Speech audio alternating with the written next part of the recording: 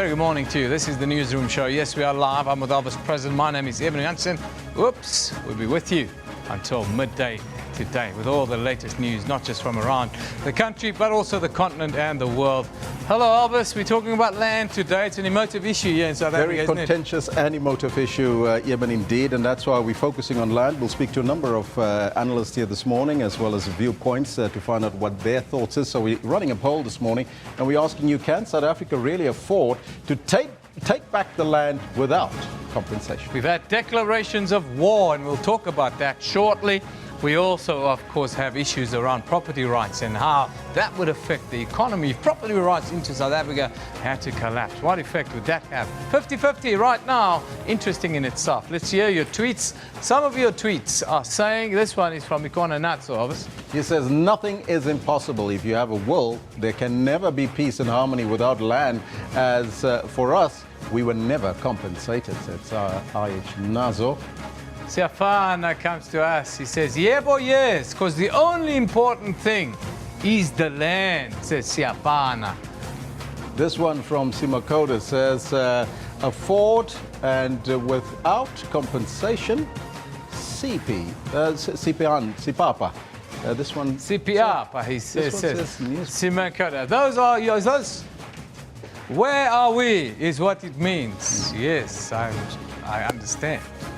Anyhow, where are we in the show right now? I can tell you that the land question is going to be very much of a hot discussion today because we have opposing views in the studio a little bit later. But we're also running a question today, of course. Our question is around the heist, Elvis. Incredible heist that we saw at the airport. Another aircraft robbed. Multi-million rand heist there, Eben, and of course we're waiting for some more details on that. But we're asking you this morning, these millions stolen at OR Tambo, what do you make of this? What are your views in relation to this question that we posed to you? Please let us know on the Twitter handle at SABC Newsroom, as well as on our Facebook. Yeah, immediately I hear inside job. This one and that one's involved. Well, it's interesting. It's a national key point. And how do you rob a national key point so easily without even one shot fired? Interesting. So give us your thoughts. What do you think about that? But there's a lot of news in the offing. Let's go to Elvis to give us our first update.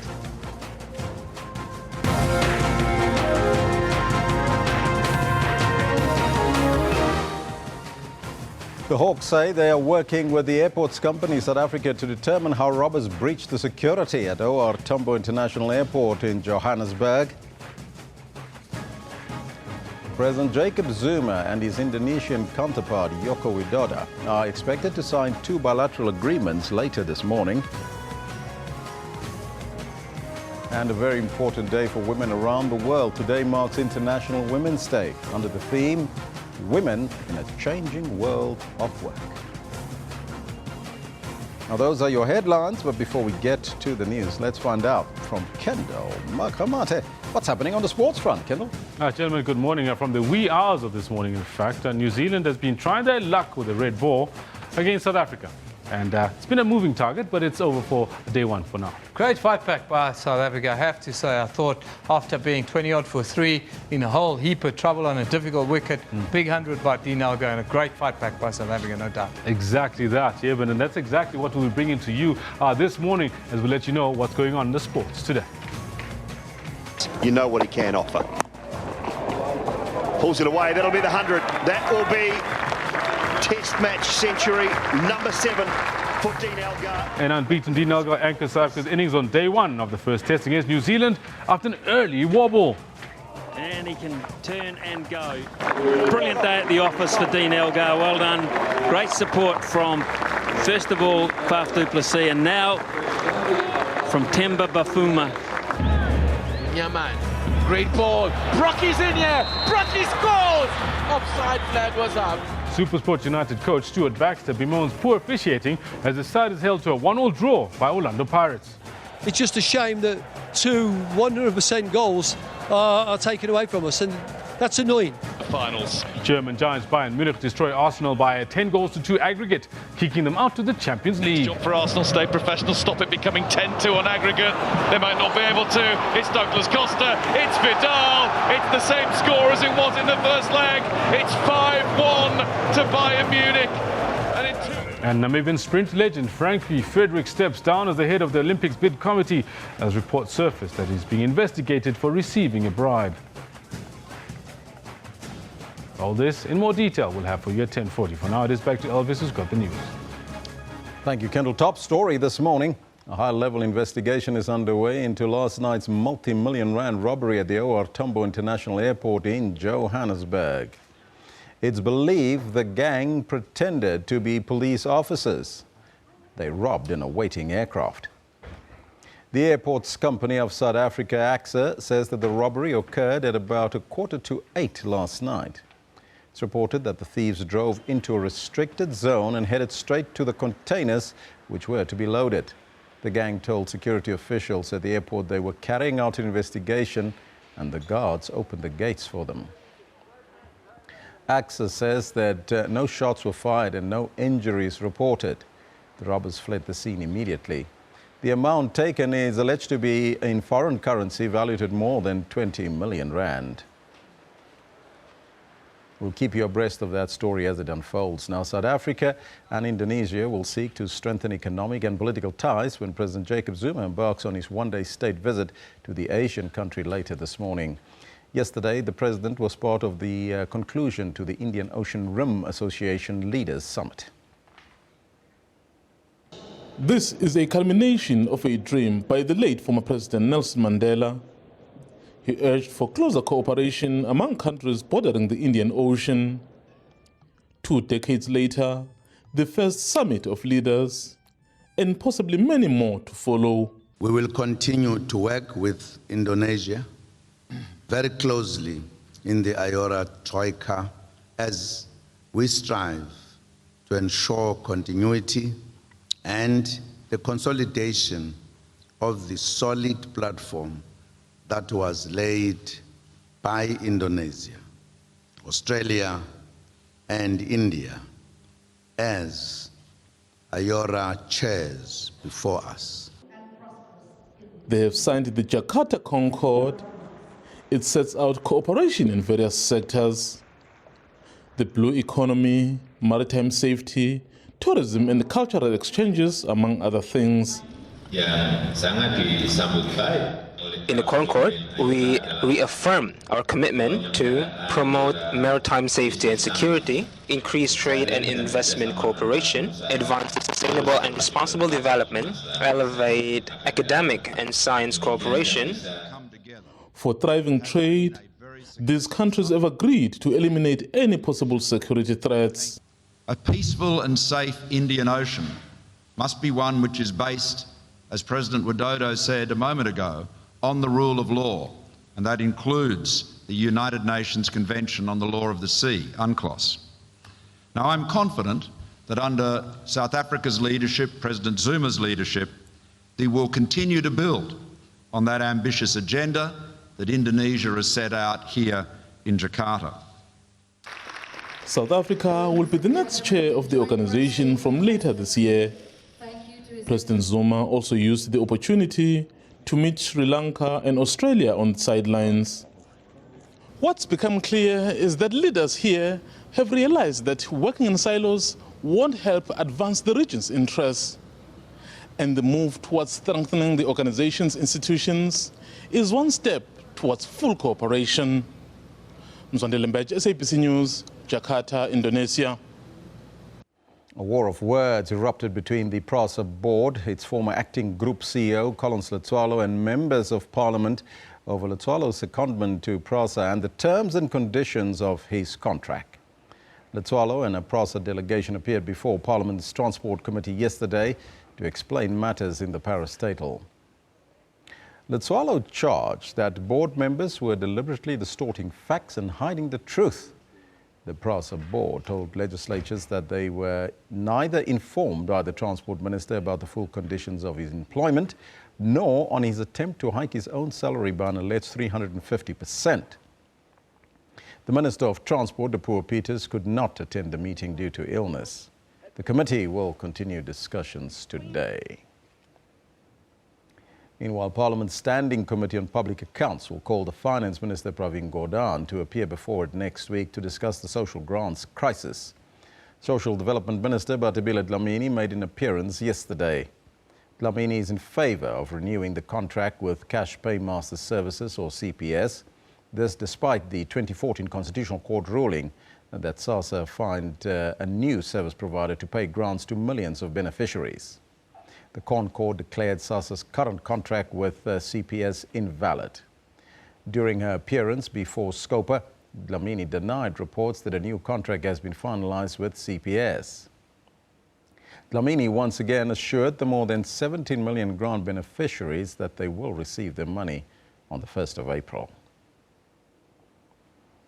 It's a big day for women all around the world. Now, women in the changing world of work. Now, that's the theme of today's International Women's Day, as the United Nations focuses on the role that technology or technological advances can have on women's prospects.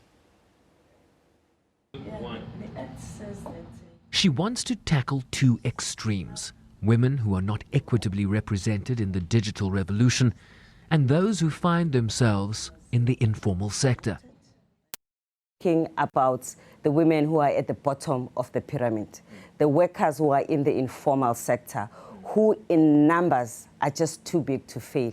Just in sub-Saharan Africa, 80% of women who work outside the home work in the informal sector.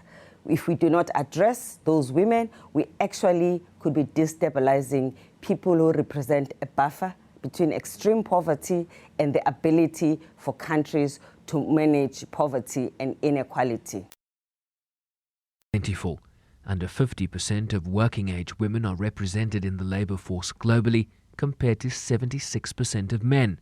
Women take on 2.5 times more unpaid work than men do. The global gender pay gap is 23%, with women receiving 77 cents on every dollar that a man earns.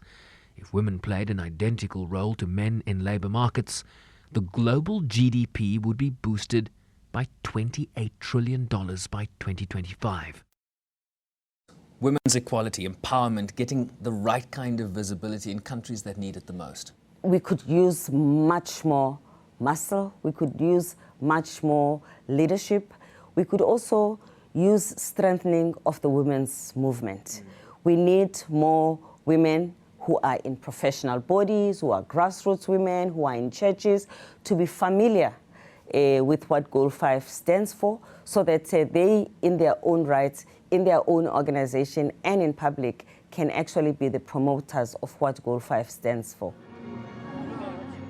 Goal 5, a reference to the SDG on achieving women's empowerment and equality by 2030. That's just 13 years away. Sherwin Brycepease, SABC News, New York.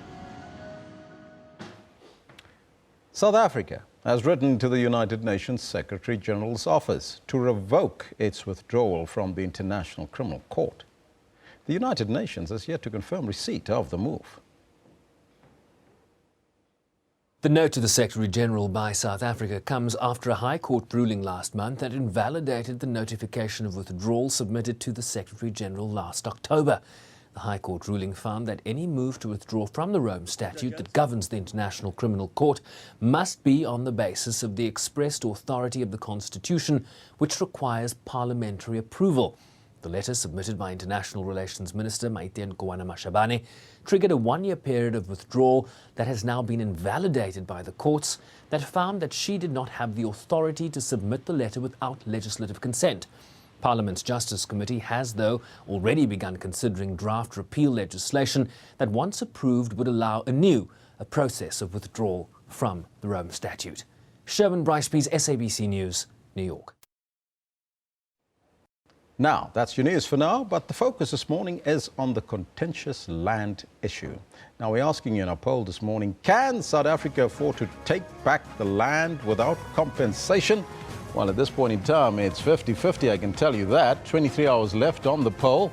That's the question that we pose to you. Let's take a look at what you have to say about this. Freddie Peterson says, yes, of course, it is our land, by the way, says Peterson Freddie. Barry Martin says, no, South Africa cannot afford to take back land without compensation lawfully. South African citizens must be compensated. Well, that's all. That's a different view there.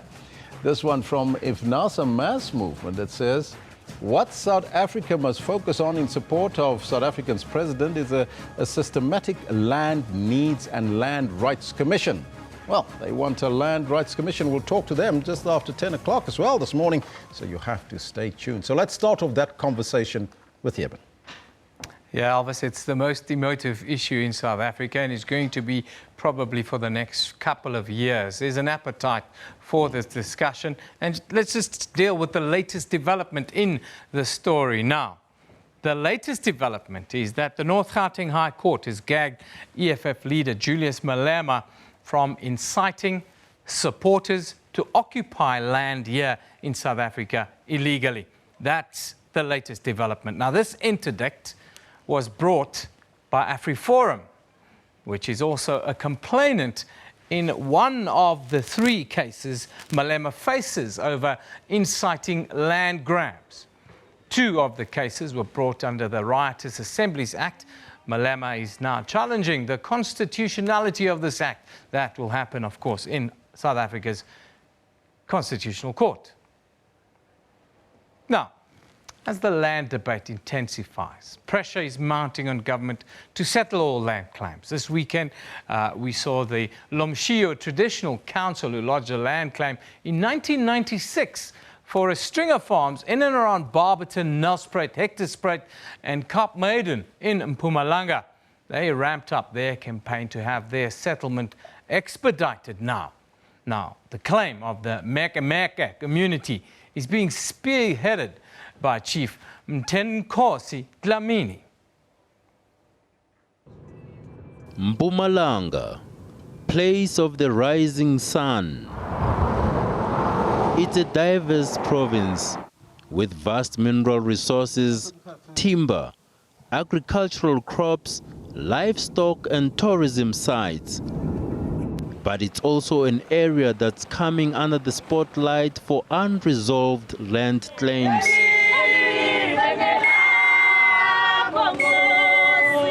This is Chief Mtanenkosi Tikontele Dlamini.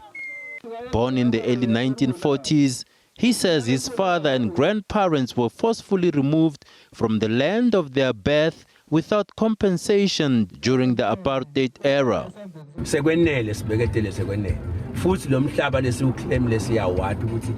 Enough is enough. We've been patient and we know that the land belongs to us.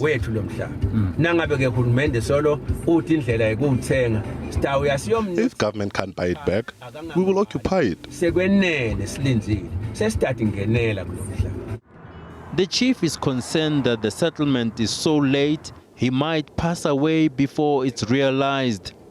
He's now passing the baton to young people. This weekend, he took them on a tour of the land he believes is rightfully theirs. The land stretches from Barberton, the place where gold was founded in the 1800s, some parts of Nelspruit, Malelane, Hectorspruit and Kaap Maiden.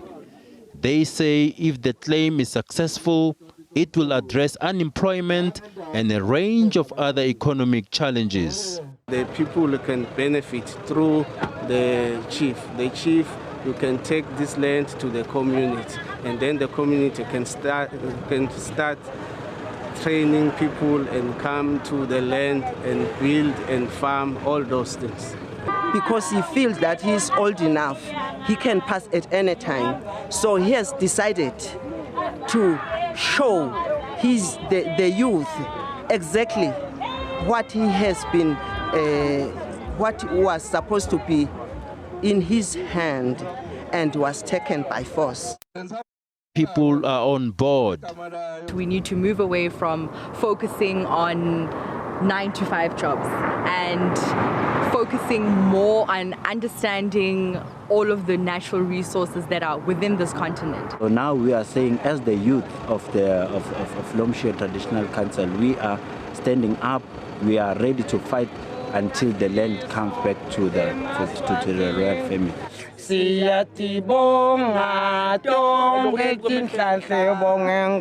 While they were drumming up support, the Land Affairs Minister was in the neighboring area of Belfast, handing over 2 farms.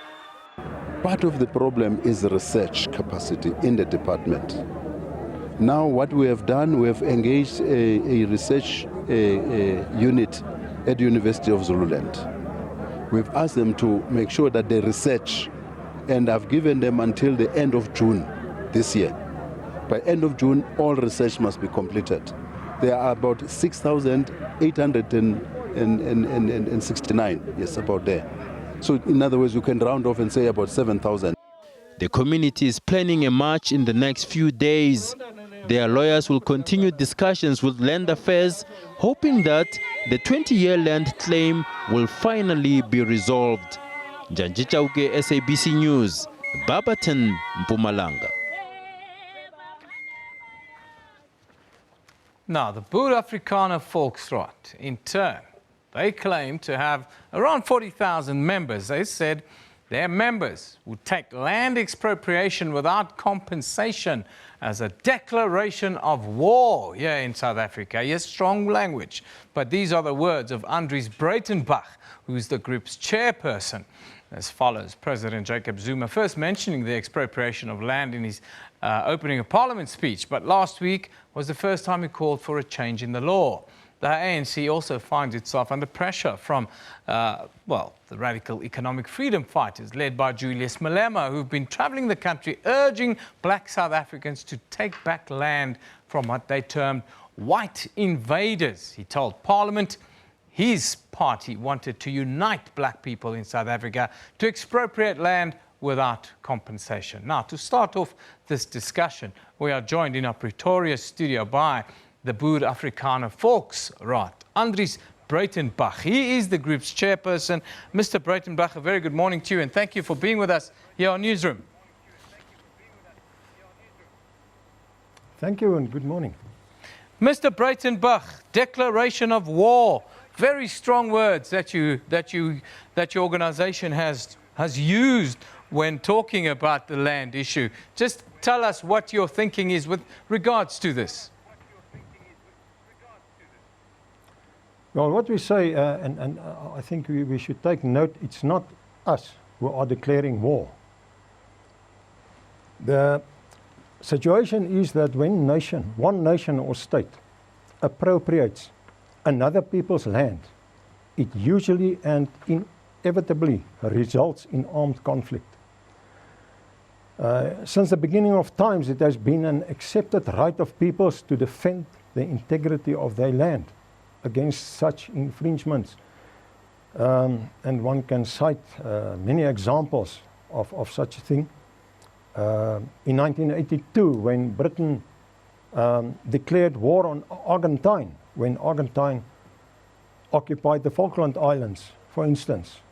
Later on in 1991, the Gulf War started when America stepped in to protect Kuwait against the Iraqi land occupation.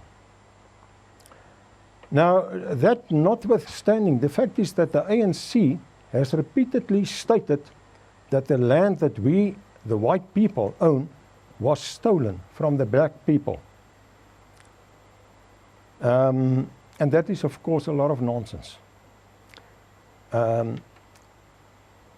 President Zuma made the same statement last year, and in January last year we lodged a complaint at the Human Rights Commission, and we challenged him to give the proof for that statement. And we asked him, why did he ignore the recorded history of land settlement and land occupation in South Africa? Now, the Human Rights Commission, they manipulated that charge, that complaint, and it became to nothing up to now. The fact is that the history of land occupation in South Africa is properly documented over the years by our own people, by discoverers that crossed South Africa, by missionaries, and there are many records that can be consulted to determine exactly what happened. Now, the land that we occupy, we got in legal ways, ways that were accepted at that time. Firstly, there was a lot of land in South Africa that was not inhabited by anyone. And that land was occupied by the voortrekkers. Secondly, we bought land or exchanged land or got land as compensation for favors that we did for those tribal chiefs, and we even paid with goods or services for that land. Mr. Breitenbach. And that is properly recorded. The records thereof are still available. Mr. Breitenbach, and then in a few instances. Can I ask you a question? Yes. Do you believe that black South Africans then have no claim to land in the country? No, I definitely do not believe that. They have their historical areas where they settled when they came into South Africa, and those historical areas were recognized by the governments from the voortrekkers time up to and through the apartheid era. And that is mainly the homelands, later on homelands. Those are the historical settlement areas. But after that time, we also realized that because of the numbers, we couldn't take all of the rest of South Africa for ourselves, and therefore, in 1936, we had that land law that was passed, in which a lot of land that belonged to the white people at that time was also earmarked to be given to the black people, and it was bought out by the government, a lot of that, and it was handed over to the black people. So during the years, whereas in, say, 1910, roundabout, the black people occupied about 7% and the white people about 70% of the country. The situation has, in the meantime, changed drastically. I want to ask you, sir. The figures I have is that... I have to ask you, because we're running out of time a little bit, so we have to kind of get to the story quickly. I want to ask you about the laws under apartheid and the Land Act of 1913. You believe that those laws were good and just and should be applied still today? Those laws were good and just at their time. The 1913 Land Act was measured to protect the black areas and the black land so that the white people couldn't just take those land. So you agree that white people took land? And the white people occupied land, and that law prevented white people from entering the land that was apportioned to the black people and start occupying it for themselves or in their interest. Are you as an organization willing to discuss the land issue with South Africans, or is your threat to go to war a non-negotiable? No, we are definitely prepared to discuss it, and I think, if I can make a proposition, that the government should appoint a commission consisting of historians and anthropologists, a balanced commission that will represent us as well as the black people, and do proper investigation and research on this land issue. And then it can be determined whether we stole land as is claimed by the president and other people, because we claim we never stole land. In fact, we conquered land in a few cases where we were attacked. Conquered land? Provocation. What do you mean with conquered land, if I may ask? Well, there was war at that time. We were attacked by the Matabele and even by the Zulus. And we waged war against the Matabele, and they were chased out of the land. They went to Rhodesia. That's why they are there. Yeah. Mr. But when Breitenbach. there came peace, some of those lesser tribes returned and they asked for the land that they occupied before that war, and we gave them back that land. Mr. Breitenbach, do you believe that injustice has been perpetrated against black South Africans under colonialism, English rule, as it were, Afrikaans rule, and then apartheid? Do you believe that there were injustices perpetrated against black people and that there needs to be reparation? And for black people in South Africa now, they believe that land is the only way that their dignity can be restored.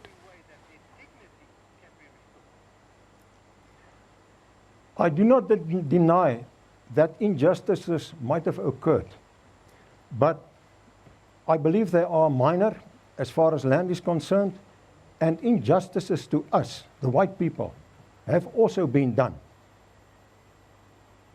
How do we restore the dignity of landless black people in a country with so much land?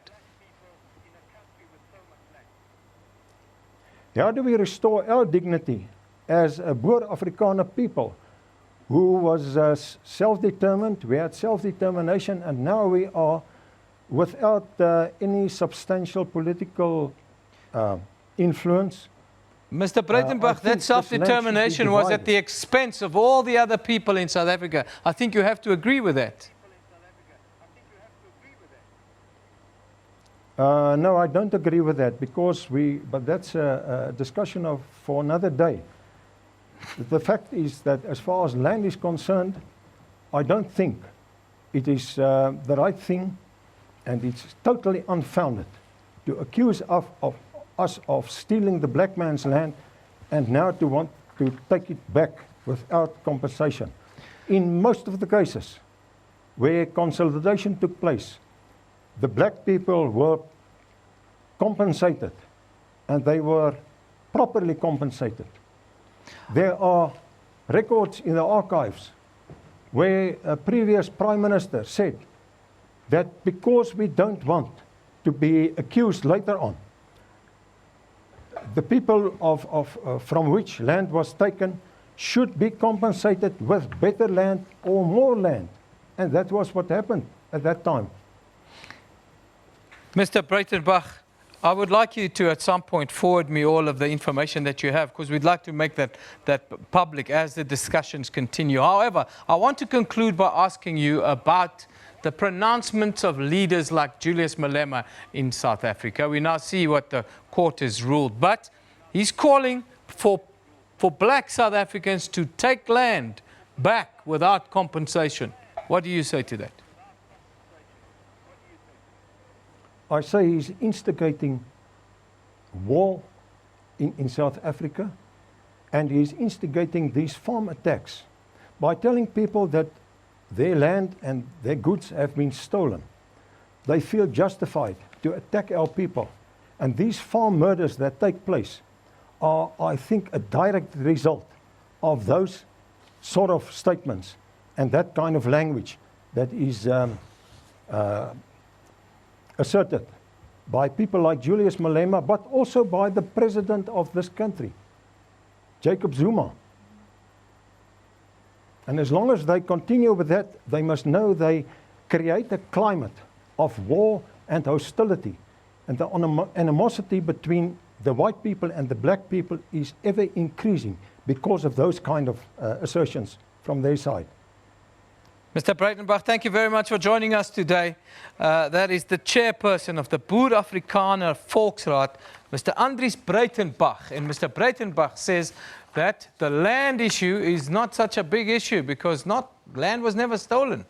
It was acquired by legal means. You tell us, what do you think about that? Tweet us. I'd like to hear what you guys think. We're running a poll, of course. Can South Africa afford to take back the land without compensation? Yeah, there are threats of war, there are threats of legal challenges and the like. Unfortunately, we haven't updated the poll yet, but it stands at 50-50. That's what South Africans are saying to us. It's a 50-50 call right now. It's a dangerous call, some will tell us. Let's go to Tabang, who's tweeting us.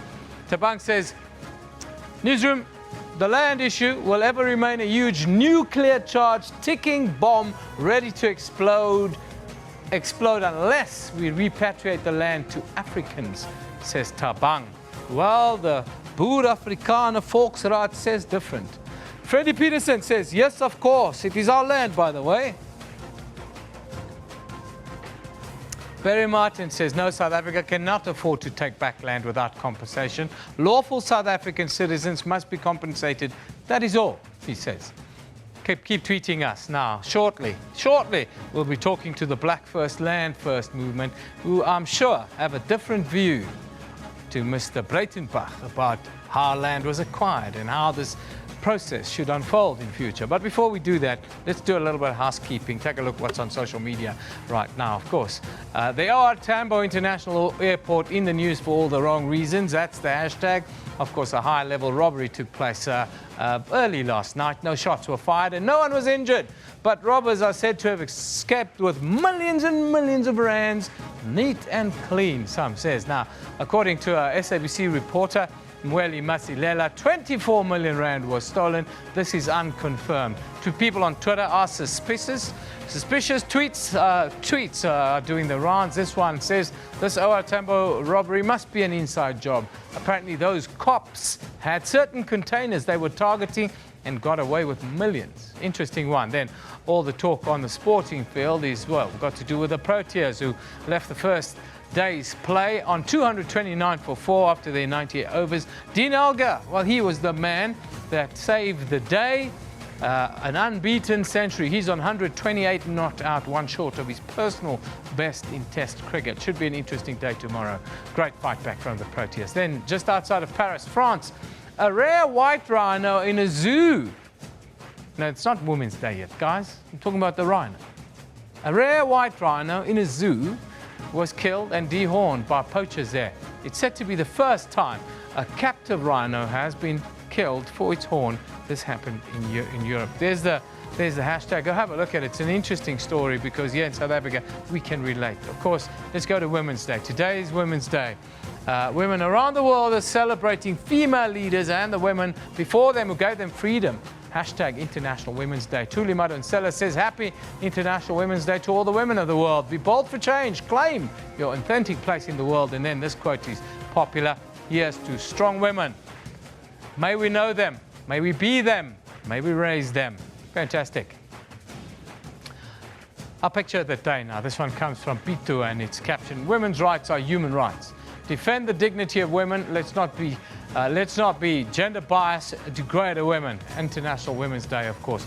Our comment of the day deals with something a little bit different. Of course, we are talking about this rhino that was poached in a zoo in France. Yunussin Gershom, he says, terrible. Please, people, rhino horn is the same material as fingernails. Leave rhinos alone. It's a superstition. This, of course, relates directly to the rare rhino in a French zoo that was killed by poachers overnight. Interesting story that. Anyhow, let's have a quick look at what's happening in the courts. Now in the Northwest, the sentencing of former Northwest University financial officer Bradley Freeman and his parents, that's set to continue. They're facing 34 counts of fraud and money laundering, but they're expected to enter a plea bargain with the state. Freeman is accused of defrauding the university's edu-loan scheme for close to 20 million rand. Interesting one. We're going to take a short break. When we come back, we're going to talk to Black First, Land First about, well, what the Boer Afrikaner folks talks about. Land war. Don't go away.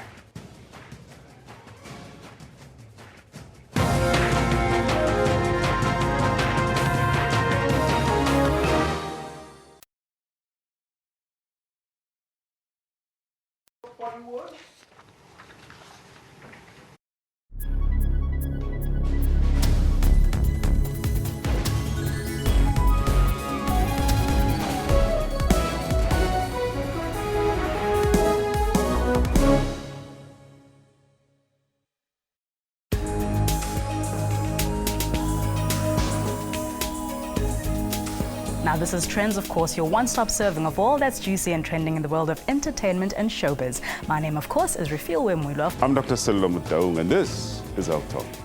A very good morning and welcome to Media Monitor. I'm your host, Alicia Jolly. My name is Dumile Matters. My name is Mpo Sedu. What time is it? It's question time. For your daily dose of current affairs, tune in to the SABC News Channel.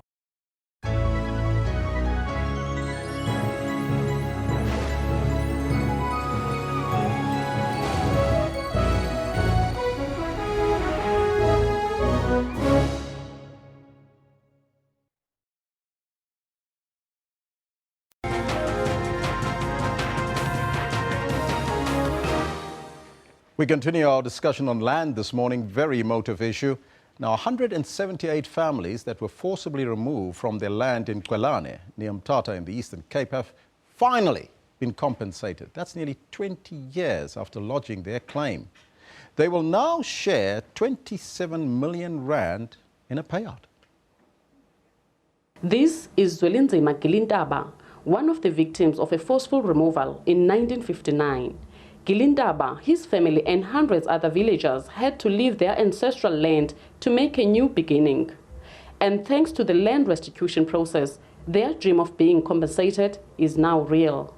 It was painful to be forcefully removed from the place we grew up in. We had no choice but to come here and cultivate the land. The only thing I did not like is that we were not compensated. I am so happy that we are finally compensated. The claim was lodged in 1998. To me, this is a dream come true. I also don't believe this when I think of the way they were removed. No one ever thought this day will ever come for us to benefit from that land. The Land Claims Commission says its work is continuing to ensure all valid claims are realized. We are continuing to do the work. You will see us here and there. But it's not only the Eastern Cape. We're dealing with the restitution of land rights, giving back dignity to various communities around the country. More than 17,000 land claims have been lodged in the Eastern Cape, of which 16,000 have been completed. Fundiswa Mhleko, the SABC News, Mthatha. Well, there you have it. Now, the president earlier said that, of course, people must not sell their land. They must hang on to their land. But there are talks of expropriating land without compensation. That's gaining momentum. But there's no synergy among those who are raising the issues. The president and other political formations such as the EFF recently emphasized the need for this to be expedited. That's the land issue. There's also general agreement that black communities continue to languish in poverty, while descendants of those who were dispossessed and the ancestors of the land, they benefit from the riches. Black First, Land First, Lindsay Marstorp now joins us to extend the conversation. Mr. Marstorp, a very good morning to you and welcome. Good morning and thanks for having me. Now, I don't know if you followed, but the Boer Afrikaner Volksraad earlier, when we spoke to them, says that when black people are saying that white people took their land, that is complete nonsense. I would like to get your thoughts on that. Well, we know white arrogance has its way of just perpetuating itself through society. It's a historical fact that white people arrived here. In fact, the first resistor was Ochomoto, who resisted, one of the Khoisan leaders at the time. And we know his fate. It's important to know that white people and persons like Breitenbach are land thieves, and they have no stake to this society. And the black majority understands that, and we will respond accordingly in a way that ensures that we take back land. Important to note, too, that when he talks about war, he has no understanding of the black lived experience. Just Saturday past, one of our comrades, Comrade Pumza, was killed in Nyanga East. Today, this morning, actually, 8 students are in court from Philippi High School because they wanted better education. We understand the war that is waged because of our landless situation. Biko, in fact, tells us that the construction of township ensures that achieving adulthood is near impossible. So when Mr. Breitenbach talks about war, our perpetual existence as black people is within war that is being waged against us. What we say as Black First, Land First is we must unite. All political movements, all black people must come together, understanding that we have been dispossessed, oppressed, and left landless. We must call for an imbizo, a land imbizo, and we must come together. And principally, we must take back the land. Practically, we must ensure that black people's land gets returned to the black majority. So your policy is then that land should be expropriated without compensation as well? Definitely, definitely. We cannot pay for something that is stolen. I mean, if you steal somebody's car, how is it that you then expect that person to buy it back from the person who has stolen it? It just doesn't make any logical sense. It's obvious, it's common sense that the land that was stolen cannot be bought back. In fact, it would be a crime if it is bought back. It is a crime that is being bought back. But also, we must understand that it will take another 100 years to get 30% of the land. It has taken too long to buy back the stolen land. It is wrong and unethical. And black people have come together now and realized that it is wrong. How we unite now and principally take back the land is the question that we pose. And we as BLF, we think, and it's time that we meet and continue to foster peace amongst blacks and wage war against the enemy who has stolen the land from the black majority. Now, we know that government is busy with laws and policies to enable the speedy land reform, including land expropriation without compensation, as provided for in the Constitution. So there's a constitutional means to that. But do you think that these goals will be achieved overnight? Because it has taken us 23 years as we stand, and the land question has not been resolved as yet. Look, there's no other way to take back the land but through black unity. But let us just assess what has been happening in Parliament. We know that, unfortunately, the land court is being paid by certain political parties and some who are aligned to white interests like Rupert and Renwick abroad. But as Black First Land, which we constantly say, whatever people's reason is for saying they'll give 6% so that we can take back the land, we agree that we must come together to take back the land. But also further than that, we must move from a radical rhetoric about land to practical implementation of taking back the land. We know that the expropriation bill that was penned by Cronin, one who would say that he was working in the best interests of black people, but which we know mimicked the Freedom Charter days when white people penned that document and sold us a myth of freedom for black people. So what we are saying is that when that bill appeared, what we asked President Jacob Zuma to return that bill back to Parliament and ensure that we have a new dialogue on that. I want to categorically state too, when we ask for a new dialogue on land expropriation without compensation, we cannot invite white colonial land thieves to the table of the discussion. So we absolutely reject Mr. Breitenbach's notion that we must sit with him at a table and discuss with those who have stolen our land what is to be done.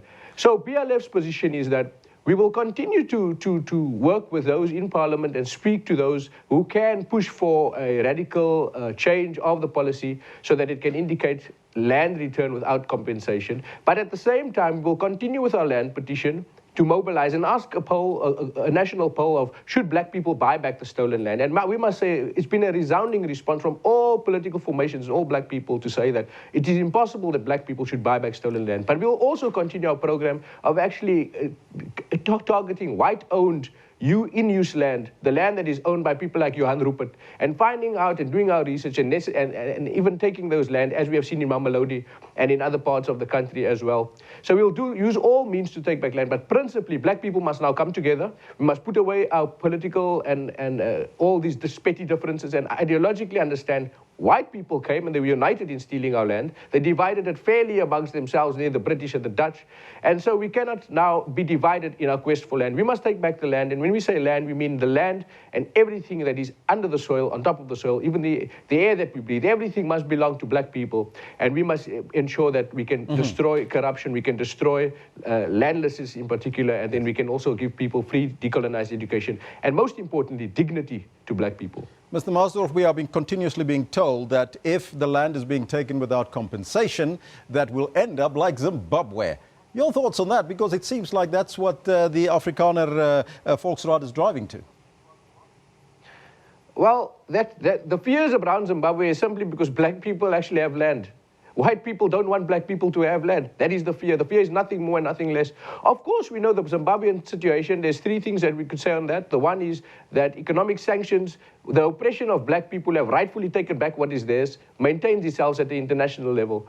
And so then the economic sanctions plays its part. We know that the drought unfortunately played its part in Zimbabwe, but we also know that the resilience and the partnership with countries from abroad economically to defend the currency, but also to ensure that black people are able to farm again and to grow the economy, the land economy, means that black people actually have the destiny in their own hands. So if it means we become like Zimbabwe, at least then black people will have a say.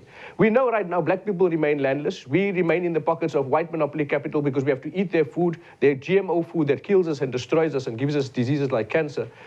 We can no longer be subject to white power that oppresses us. We must take the power and we must decide how we will live. and in what way we can make ourselves go forward. So if Zimbabwe is the bar for how we will go, then great. That is an advancement of the indignity that we suffer daily as black people. We are asking our viewers today about whether or not we can afford to take the land without compensation. Finally, your thoughts on that. We can't afford not to take back the land, and we can't afford to pay for the land. The land was stolen. The black majority must come together. We as BLF, we must, I think now, we must propose that black people from all movements and political organizations come together and have an imbizo of some sort on land, and discuss it and go forward and actually make a call, a genuine call, not only to the black majority, but also a call that is in action, that takes us forward and takes back the land for the black majority so that we can all have dignity. Mr. Mustafa, thank you so much for your time joining us there in our Cape Town studio. That was a Black First, Land First national spokesperson, Lindsay Marsdorf. Now, we continue this conversation. It's over to Evan to check on that poll. Where do we stand, Evan? Yeah, obviously it's an interesting one. People are tweeting us a lot there because everyone's passionate about this. We got 70 votes in right now, but we've got lots of tweets as well. I'll get to the tweets now. 51% say, yes, we can afford to take back the land. Well, there will be pressures, external pressures exerted upon South Africa's economy if we do. Don't be ignorant of that, no doubt. Is it a socialist future that we all decide upon and that we go down this road? What is the future? Tweet us. I'd like to know what you think. Sipelele Dungani says, the ignorance and denialism of this land claim issue by white people is the crux of race issues in this country. Then Lachasa says, land without compensation. Yes, nothing is impossible. South Africa is a very rich country, but most of our leaders enriches themselves, she says. TC comes, he says, we cannot be threatened by a small grouping. We all need land. We don't want to look like Zimbabwe with war for land. Historisoka, we missed that. Selo Matati says, Newsroom, 70% of land that was previously owned by whites. How do you own 70% without stealing it when you found people living there? That's Selo's question. I think that's to Mr. Breitenbach, who says that 70% of the land was previously owned by what? By whites. They actually bought it from chiefs and the tribes that were in South Africa at the time. Anyhow, keep it coming. We're going to continue with the land discussion in the next hour, after 10 o'clock, after we do a bit of news. But right now, let's just get into a little bit of the gentleman's game. Every so often, cricket is tarnished by stories of unbecoming behaviour of teams or players bending or breaking the rules. One such story has come out of Bengaluru in India. Yes, the self-righteous Aussies, this time their captain, Steve Smith, he's being accused by Virat Kohli of cheating. He stopped short of calling it cheating, but he just about called it that. Now, when he decided to look to review the umpire's decisions in this game, Kendall, he looked to his change room. And that is ungentlemanly conduct. To his change room. We've got some pictures showing exactly what happened. Let's have a look at it. In the run-up to it, because just after that, they've been losing wickets on a steady basis. And I'm hoping that we can see that, Sean Marsh losing his wicket. And, the Australians are reeling a little bit after they thought they were going to be taking this particular game as easily as they did the first test. Now, with that said, then Steve Smith, straight after that, gets caught LBW. On 28, and here are the pictures of his being sent out to go back to the dressing room, and he and Hanscom decide they're going to have a look-see up to the dressing room to see what the dressing room has to say. Should he review it or not? Just look at that. He actually asks. He says, hey, shall we review it?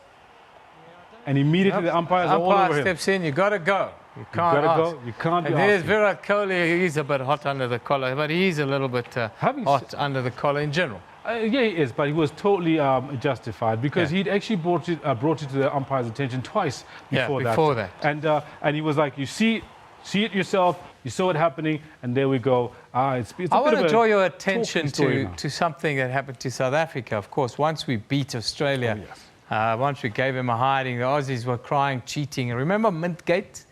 Do you have the pictures of Mintgate? This was Mintgate. This was Mintgate, where pictures of Faf du Plessis being accused of shining the ball. No, everyone spits. Okay, there we saw Pommy. How are you, Pommy?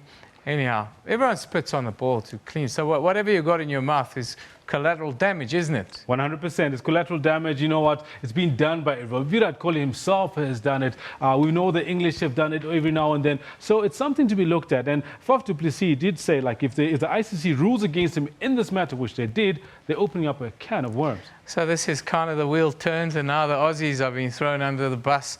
But that is much closer to cheating than would be having a mint in your mouth, because everyone has bubblegum mint the like in your mouth. At the end of the day, I mean, Stephen Smith himself called it a brain fade. Brain fade, brain fade, and Virat Kohli was like, you know what, that's not a brain fade. If you've done it 2 or 3 times before that, not a chance. And I think there's a lot more that should be coming out of this one.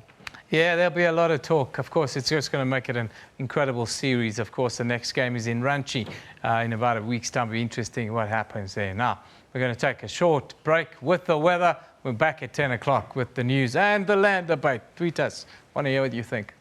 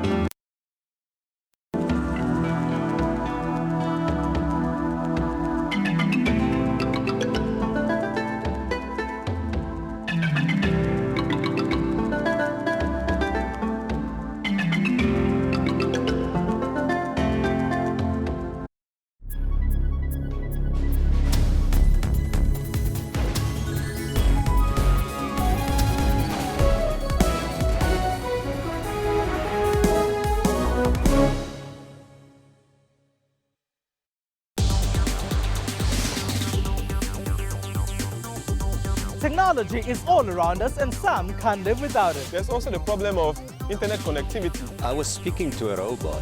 It also makes a few governments panic and therefore they block the internet from time to time. They just banned the internet, which is the source of my livelihood. For African technology and social media news, join me, Phumelele Zondi, on Network every Sunday at 7:30 p.m. Central African Time.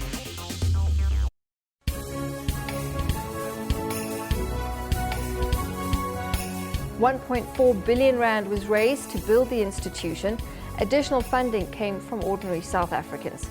It's been heartwarming to have seen the project from 2009 when the first sorting happened to see it today being completed. Indeed, this is going to be our benchmark going forward. It's just been incredible. Jammeh has said in the past that only Allah can remove him from office and once claimed he would rule the tiny riverside West African nation for 1 billion years.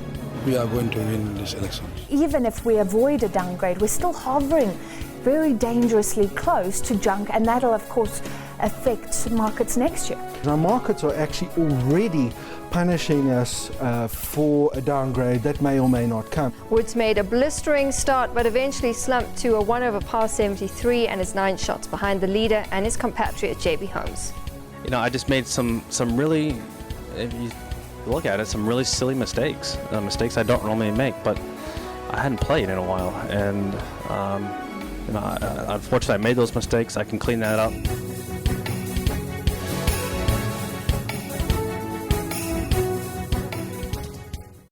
This Ford Cougar thing is becoming a hot potato for them, excuse the pun. US carmaker Ford has finally admitted that a fault is causing some of its Ford Cougar SUVs to catch fire, and it also formally issued a recall in South Africa. Ford needs to take accountability. We'll work with our dealers and try to come up with a way that satisfies them.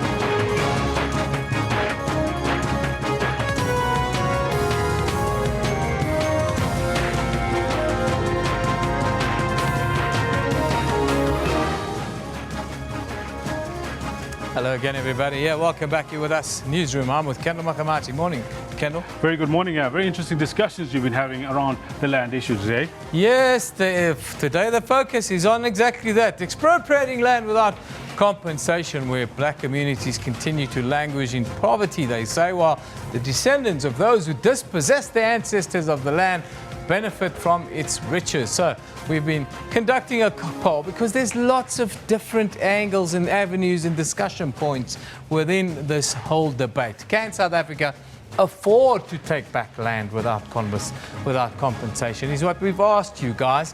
Now, 79 people have voted. 51% say yes, we can afford to take back the land.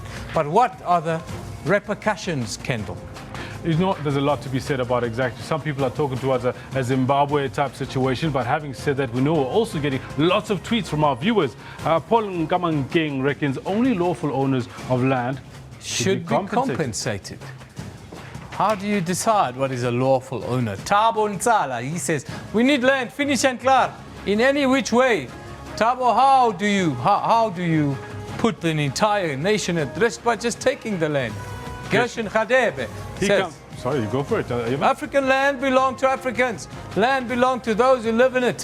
Which idea that need to be denounced?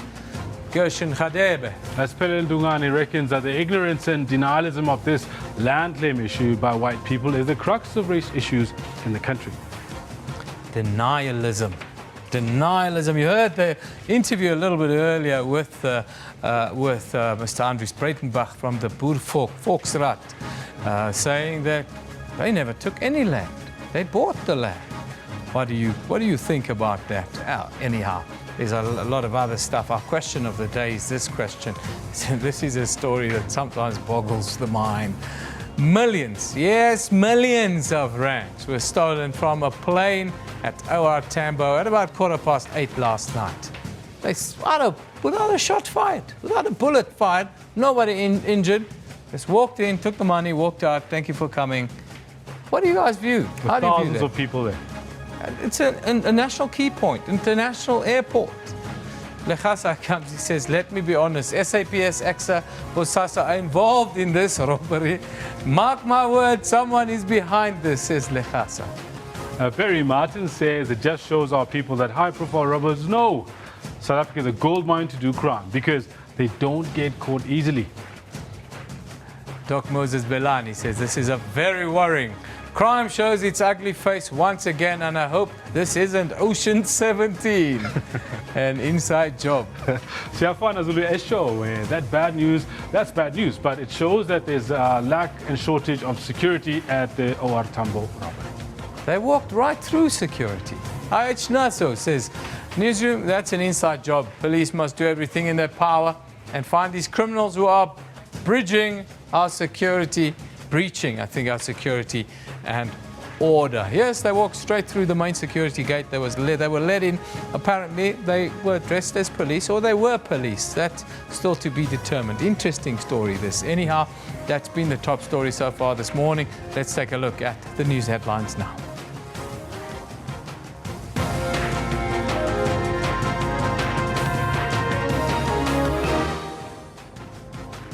The Hawks say they are working closely with the Airports Company of South Africa to determine how robbers breached the security at OR Tambo International in Johannesburg last night.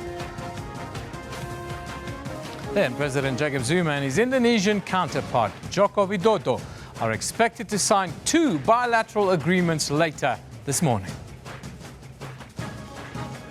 And today marks International Women's Day under the theme, Women in a Changing World of Work. Well, those are our top stories right now. Let's go over to Kendall for sports. Thank you very much, Evan. The test season has started. I know a little earlier on we talked a little bit about the shenanigans going on down in Bengaluru. But the big story for Australia is how the Proteas are doing down under. Absolutely. Nice to see the captains get along as well. Oh, yes. I'm actually quite enjoying that too. And seeing how New Zealand and the Proteas get around to doing their business on the cricket fields. Good morning to you. This is what we've got for you in the sports today. You know what he can offer.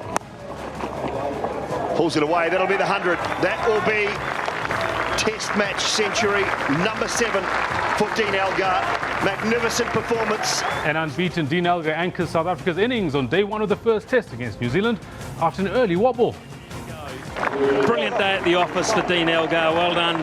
Great support from, first of all, Faf du Plessis, and now from Temba Bafuma. Yeah, man. Great ball. Brocky's in here. Brocky scores. Offside flag was up. SuperSport United coach Stuart Baxter bemoans poor officiating as the side is held to a 1-1 draw by Orlando Pirates. It's just a shame that 2 100% goals are taken away from us, and that's annoying. Finals. The German giants Bayern Munich destroy Arsenal by a 10-2 aggregate, kicking them out of the Champions League. Job for Arsenal, stay professional, stop it becoming 10-2 on aggregate. They might not be able to. It's Douglas Costa, it's Vidal, it's the same score as it was in the first leg. It's 5-1 to Bayern Munich. And Namibian sprint legend Frankie Frederick steps down as head of the Olympics bid committee as reports surfaced that he's being investigated for receiving a bribe. Of course, all this in more detail I'll have for you at 10:40. Do stay with us, though, because Evan has got the news.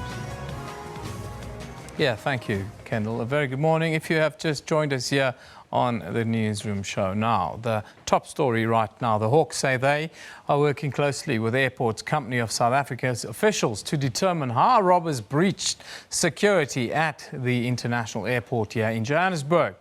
A high-level investigation is underway into the multi-million rand robbery at Africa's biggest airport. Now, the Airports Company of South Africa says the robbery occurred at about 7:45 last night. It's reported the thieves drove into a restricted zone and headed straight to the containers, which were set to be loaded. The gang told security officials at the airport they were carrying out an investigation, and the guards opened the gates for them. Now, Access says no shots were fired and no injuries were reported. The robbers fled the scene immediately. The amount taken is alleged to be foreign currency valued at well over 20 million South African rand. Now, anyone with information may call SABC News on 011 714 5048. Of course, we're also asking a question with regards to that. That's our question of the day. It'll pop up on your screen now. You guys have been tweeting us on this question. Is millions stolen from an aeroplane at OR Tambo? That happened at 7:45 last night. What are your views on this? Let's take a couple of your views because you guys are tweeting us. All I can say, there's no smoke without fire. OR Tambo already hashtag inside job, says Lachasa to us there. Godfrey comes, he says, wait until they start killing each other for those millions. Then the truth will prevail. Yes, 100 million was stolen at the airport in 2011, and that's exactly what happened. Phoenix says, Newsroom, highly organized robbery with a lot of help from authorities. This one from Mash. Smash says, Newsroom, while we are busy worried about SASA, people take 24 million. So easy. We are in trouble, South Africa, says Mash. Yeah, keep tweeting us. We love hearing your views. It's very important to us. This is the live interactive Newsroom show. Now, moving on, South Africa and Indonesia will seek to strengthen economic and political ties when President Jacob Zuma embarks on his one-day state visit to the Asian country later this morning. Yesterday, the president was of the conclusion to the Indian Rim Association Leaders Summit. This is a culmination of a dream by the late former President Nelson Mandela. He urged for closer cooperation among countries bordering the Indian Ocean. 2 decades later, the first summit of leaders, and possibly many more to follow. We will continue to work with Indonesia very closely in the IORA Troika as we strive to ensure continuity and the consolidation of the solid platform that was laid by Indonesia, Australia, and India as IORA chairs before us. They have signed the Jakarta Concord. It sets out cooperation in various sectors: the blue economy, maritime safety, tourism and cultural exchanges, among other things. In the Concord, we reaffirm our commitment to promote maritime safety and security, increase trade and investment cooperation, advance sustainable and responsible development, elevate academic and science cooperation. For thriving trade, these countries have agreed to eliminate any possible security threats. A peaceful and safe Indian Ocean must be one which is based, as President Widodo said a moment ago, on the rule of law, and that includes the United Nations Convention on the Law of the Sea, UNCLOS.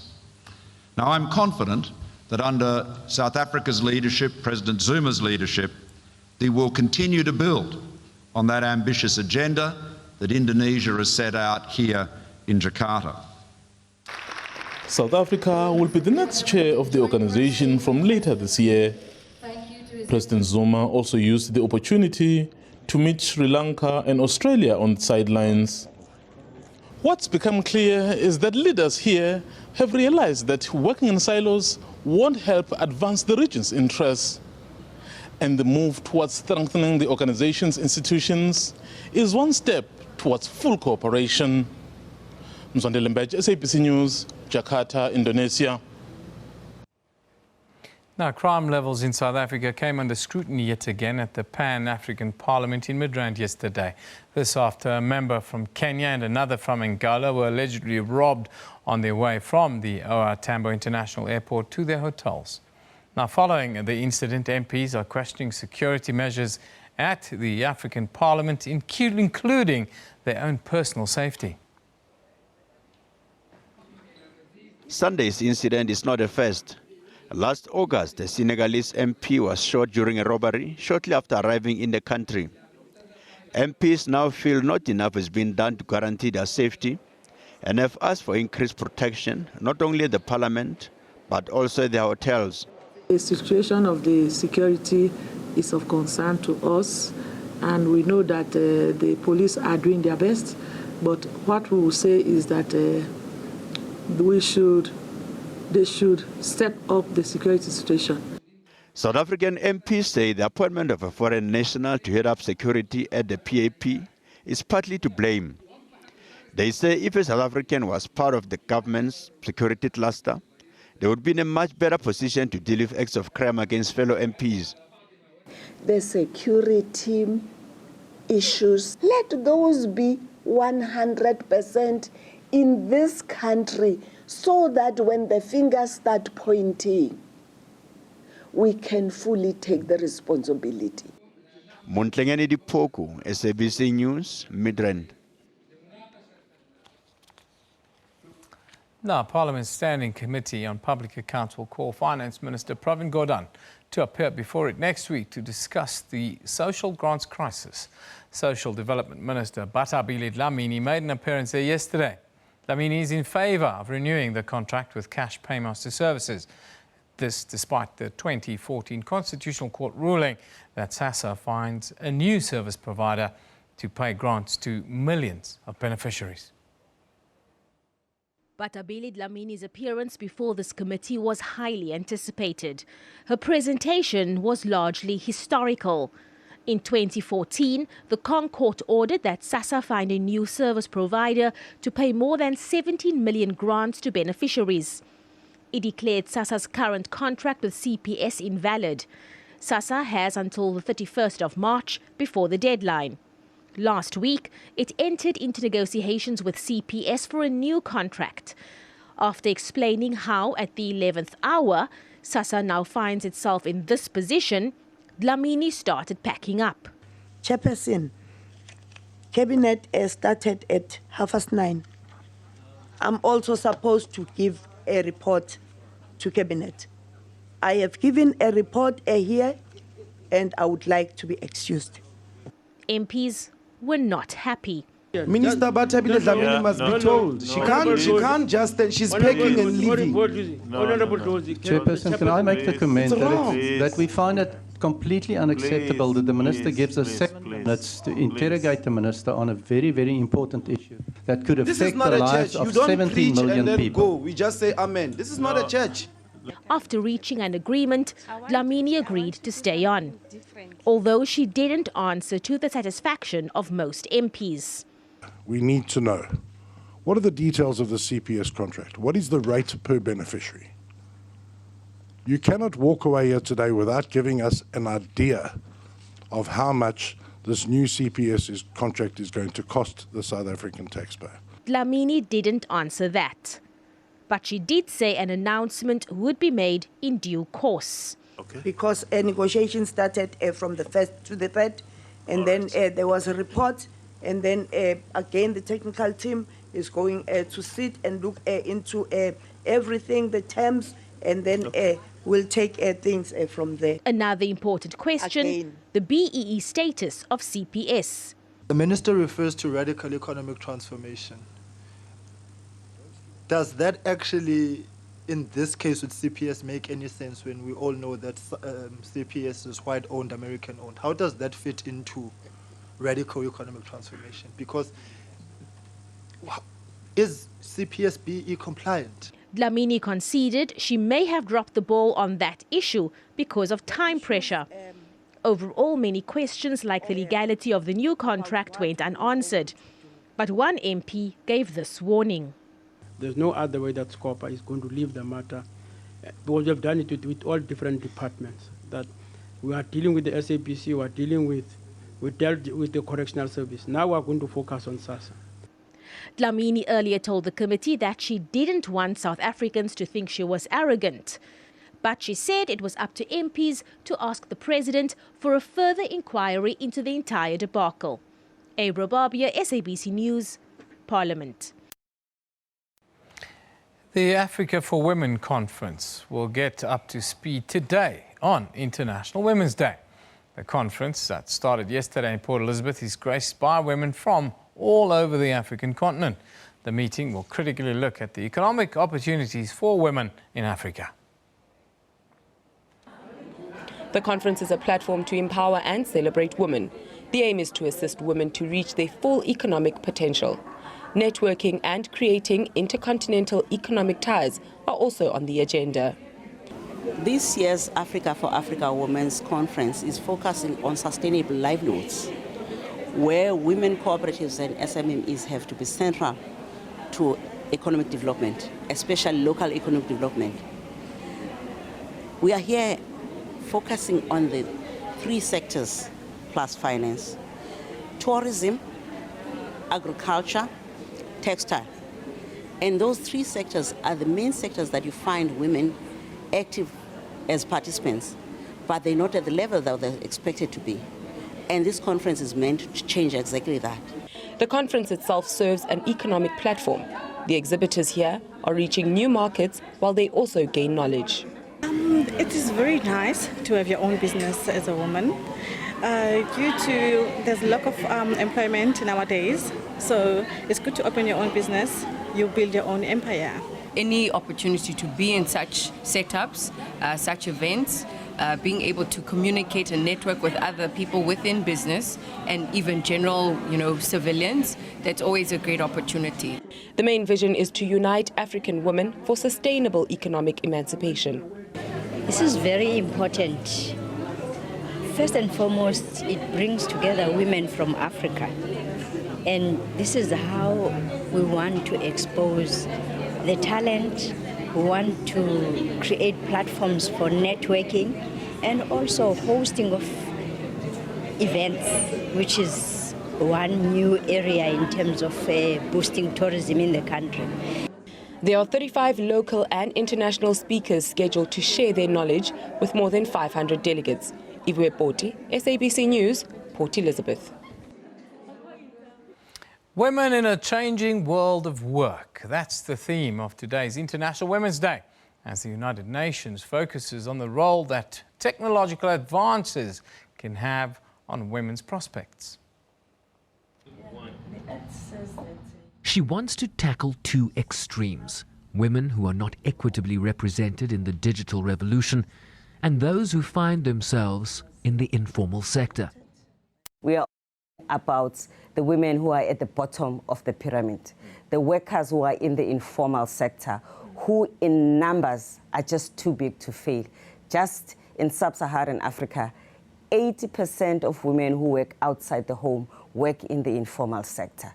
if we do not address those women, we actually could be destabilizing people who represent a buffer between extreme poverty and the ability for countries to manage poverty and inequality. Are plentiful. Under 50% of working-age women are represented in the labour force globally, compared to 76% of men. Women take on 2.5 times more unpaid work than men do. The global gender pay gap is 23%, with women receiving 77 cents on every dollar that a man earns.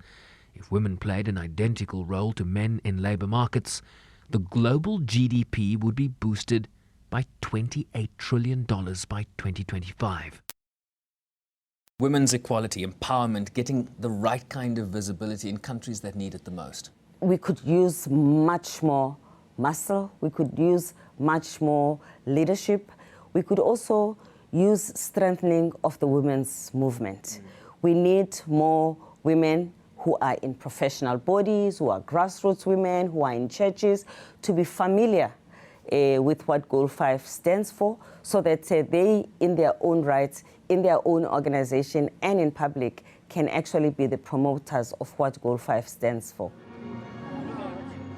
Goal 5, a reference to the SDG on achieving women's empowerment and equality by 2030. That's just 13 years away. Sherwin Brycepease, SABC News, New York. The United Nations Secretary General Antonio Guterres has told rich countries to do more to avert a looming famine in Somalia. Now, during a one-day visit to the country, Guterres said it is in the interest of global security for the international community to step in now and assist at least 6.2 million people who are in need of humanitarian aid. Failure of the 2016 rains in much of the country has left millions without food, water, and most of the livestock there's been decimated. Sarah Kimani, she's just back from a visit with the Secretary General. She filed this report. Camps for internally displaced persons like the ones behind me dot Somalia. Over 6.2 million people are in dire need of food aid. The United Nations is warning that if it does not rain in the next 2 months, then the country faces a famine. Antonio Guterres, the UN Secretary General, warning that the international community has the moral duty to come to the assistance of Somalis. It requires a massive support from the international community. Humanitarian support, support to the development and resilience of these communities, and also support to enhance the security. My main priority is to make appeal to the international community to help us with this crisis. And that's why we have the Secretary General to be here today. The second priority is to address the security situation, which we have had for the last 10 years, which is the Al-Shabaab and the terrorist organizations. More than 300,000 children are faced with severe malnutrition. Should a famine happen, then this will be the second time in 6 years. During the last famine in 2011, at least 250,000 people lost their lives. It's the suffering of people.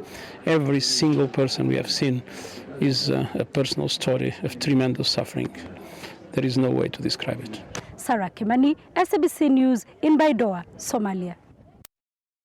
Now let's go back to our discussion around land. Yes, it's a passionate discussion in South Africa. And we'll shift the conversation a little bit now. The Restitution of Land Rights Act, that's number 22 of 1994, was passed to great applause in that year. Its goal was to offer a solution to people who had lost their land as a result of racially discriminatory practices such as forced removals. Now, in his January 8th speech, President Jacob Zuma insisted it is time to return the land to our people, and has called for the need to make meaningful progress on the land reform and the restitution program in 2017, in line with the Constitution, I must add. Now, in 2016, the Indigenous First Nation Advocacy South Africa group formally lodged a constitutional court challenge on land dispossession and the Khoisan identity. Now, joining us in studio is the Executive Chairman at IFNASA, Anthony Phillips. Philip Williams. It's Philip Williams. Philip Williams. Morning, Philip. How are you? Well, you are. Now, it's time to return the land back to our people, is what the president says. Do you think the Khoi and the San and the descendants of those communities are part of this plan? Well, we would hope so. We would hope that the Khoi and the San forms a critical part and critical mass of the discussion. I think it's important that we, that we start at the beginning and say that if NASA would gladly support the president in the whole idea of returning the land to the landless people, the landless masses of Africans of South Africa, in particular, to return the land to the indigenous people, in particular also the indigenous First Nation, because we firmly believe that we're all indigenous Africans. So there's no argument with regards to our intrinsic link to one another. But what we are saying is that the Khoisan people in particular have had to deal with some very strange behavior from various bureaucrats. And that's some of the things that we need to correct. We are supporting the president to redistribute the land without compensation. Now, a little bit earlier on that score, the Boer Volksraad, they came on here and they said that is a declaration of war, firstly. And secondly, that they bought most of the land legitimately from groupings like the Khoisan and other indigenous tribes through trade agreements and other stuff. And they've got a historical record of that. What do you say to that? Firstly, the war, but also the fact that they got the land by lawful means. It would be unfortunate that we stoop as low as declaring war. Civil war in this country has been averted, with some very beautifully by those who liberated this country. So it would be very unfortunate if that's the thinking from this particular organization. Very, very, very sad. But I think it's important that we need to engage them, that we need to talk through what they're saying, because what they're saying is, I think they've got great legitimacy, that there are lots of land that was bought by them. But now what they don't understand, what they should understand, is that much of the land has been acquired through conquest, and legally so. The legal system has been increasingly used, in particular during the 1800s, has been used, for land conquest. And so therefore it is nonsensical to think that you can just declare war. Or you're gonna that you say that you declare war when you ask your land back. Mess of the land has been taken by involuntary from the people, and we need to return that. So what are they saying to that? Yeah, they say, of course, that they want to either be compensated or they go to war. But that is that. Let's talk quickly about your engagements with government and why you find yourself in the Constitutional Court. Well, it is important that you negotiate and then you come to a place where it seems like you're not finding one another. And that's the reason why we decided, let's get some legal platform and a legal interpretation of what we are saying. And so that's the reason why we believe that the Constitutional Court is possibly one of the avenues, but it's not the exclusive and the only avenue. We have subsequently, as if NASA, FPF, had some serious interrogation with regards to what it is that we're looking for. One of the questions that all the guys on the ground are asking, what land do we want? What land are we talking about? Because there are lots of different people now, nationalities, in particular the indigenous African people at large is on the land. Are we saying that we want them off? Because that will be nonsensical. If NASA cannot support anything to that extent, there is what we call coexistence, which is important.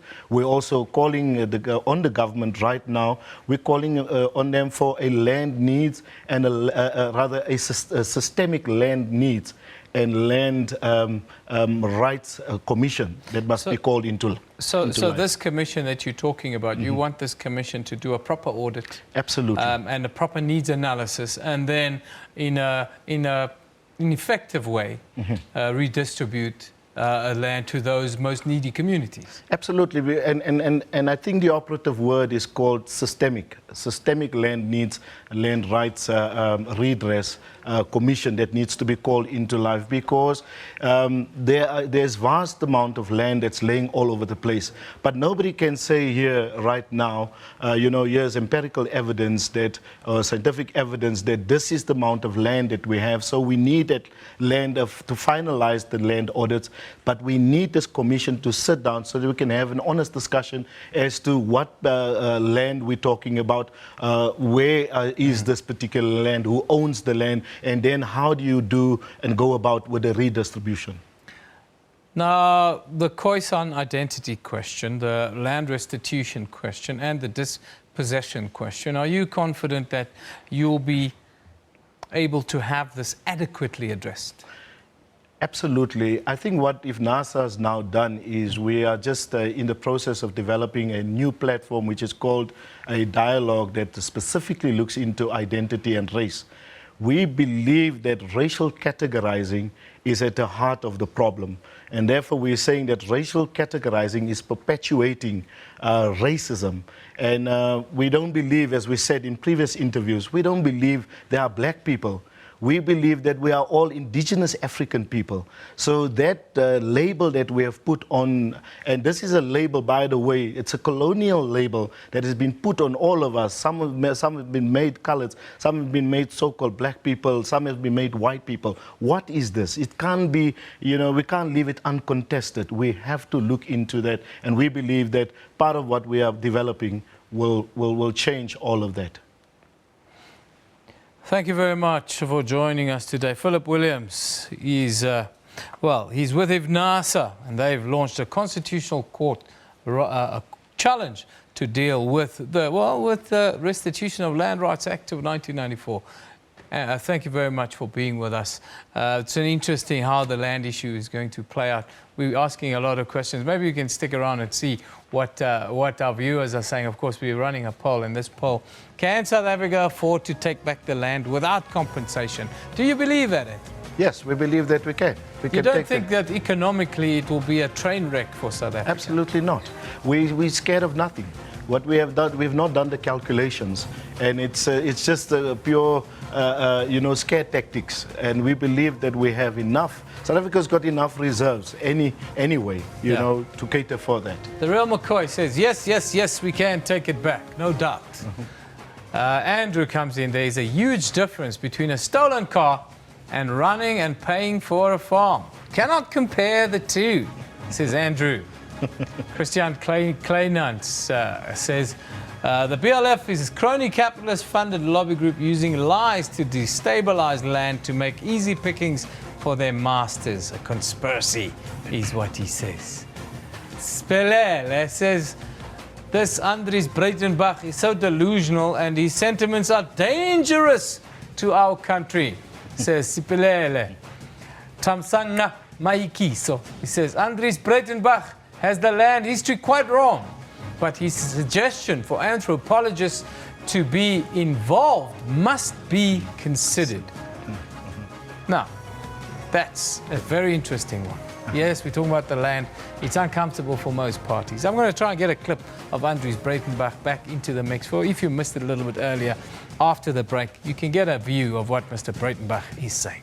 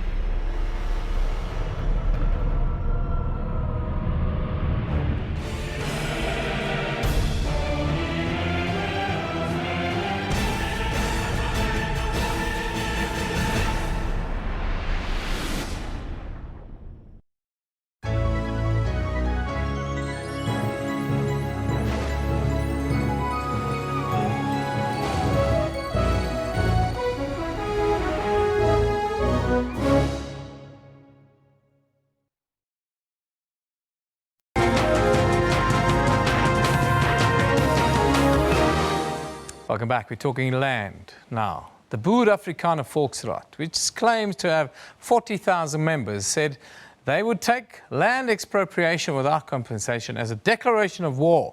Now, that's according to Andries Breitenbach, the chairperson. We spoke to him a little bit earlier. Black South Africans then have no claim to land in the country. No, I definitely do not believe that. They have their historical areas where they settled when they came into South Africa, and those historical areas were recognized by the governments from the Voortrekkers time up to and through the apartheid era. And that is mainly the homelands, later on homelands. Those are the historical settlement areas. But after that time, we also realized that because of the numbers, we couldn't take all of the rest of South Africa for ourselves. And therefore, in 1936, we had that land law that was passed in which a lot of land that belonged to the white people at that time was also earmarked to be given to the black people, and it was bought out by the government, a lot of that, and it was handed over to the black people. So during the years, whereas in, say, 1910, roundabout, the black people occupied about 7% and the white people about 70% of the country. The situation has, in the meantime, changed drastically. I want to ask you about the laws under apartheid and the Land Act of 1913. You believe that those laws were good and just and should be applied still today? Those laws were good and just at their time. The 1913 Land Act was a measure to protect the black areas and the black land so that the white people couldn't just take those land. So you agree that white people took land? And the white people occupied land, and that law prevented white people from entering the land that was apportioned to the black people and start occupying it for themselves or in their interest.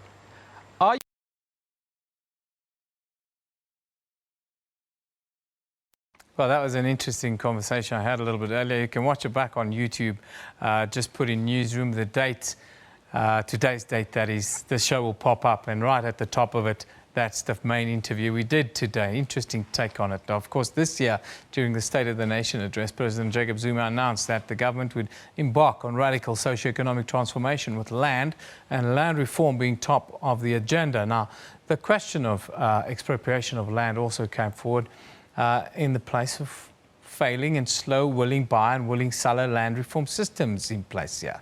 The Institute of Race Relations, an independent research body, says that providing a racial breakdown of South Africa's rural landovers was almost impossible. Now, according to the Institute, currently the state owns 22% of the land in the country, including land in the former homelands. Most of the land is occupied by black subsistence farmers who have no title deeds. Now, to take this matter further, we are joined by Dr. Anthea Jeffrey. She's the head of policy research from the Institute of Race Relations. A very good morning to you, Doctor. Thanks for being with us. Thank you. What would South Africa look like if land had to be expropriated without compensation? The economic consequences would be catastrophic, because property rights are the foundation for business activity of any kind. So even if the expropriation was initially at least limited simply to commercial farmland, the insecurity that every mine owner, factory owner, retail shopping centre owner and so on would feel would be enormous. It would be impossible to attract new investment, and we would run the risk that businesses would try and cash up and get out before the axe falls. And we've seen in other countries that a threat to property rights, even if it is confined to agricultural land, has these major ramifications. We saw it in Zimbabwe, where there's now hunger and massive inflation. We see it in Venezuela, where there was a program of land reform begun about in the early 2000s, where again you have now real land hunger. You have people living in Caracas being urged to grow food on the balconies of their flats because the farms can't produce. We have inflation at 700% and we have hunger. And of course very high prices for food as well as for everything else. So we need to be very wary of disrupting the property rights that are the foundation for the market economy, which is what sustains jobs and income and gives a hope of a better life to all South Africans. Black South Africans believe that their dignity can only be restored with the land. I would like to interrogate that. I think that the apartheid injustice was appalling, that people were barred from buying land in white areas, so-called, that there were a number of forced evictions in the 1960s in particular, when black people who had managed to buy land in the period before the 1913 Land Act were pushed out. And I thought it was important that there should be some provision for restitution. But now we must also look at what has happened in the interim.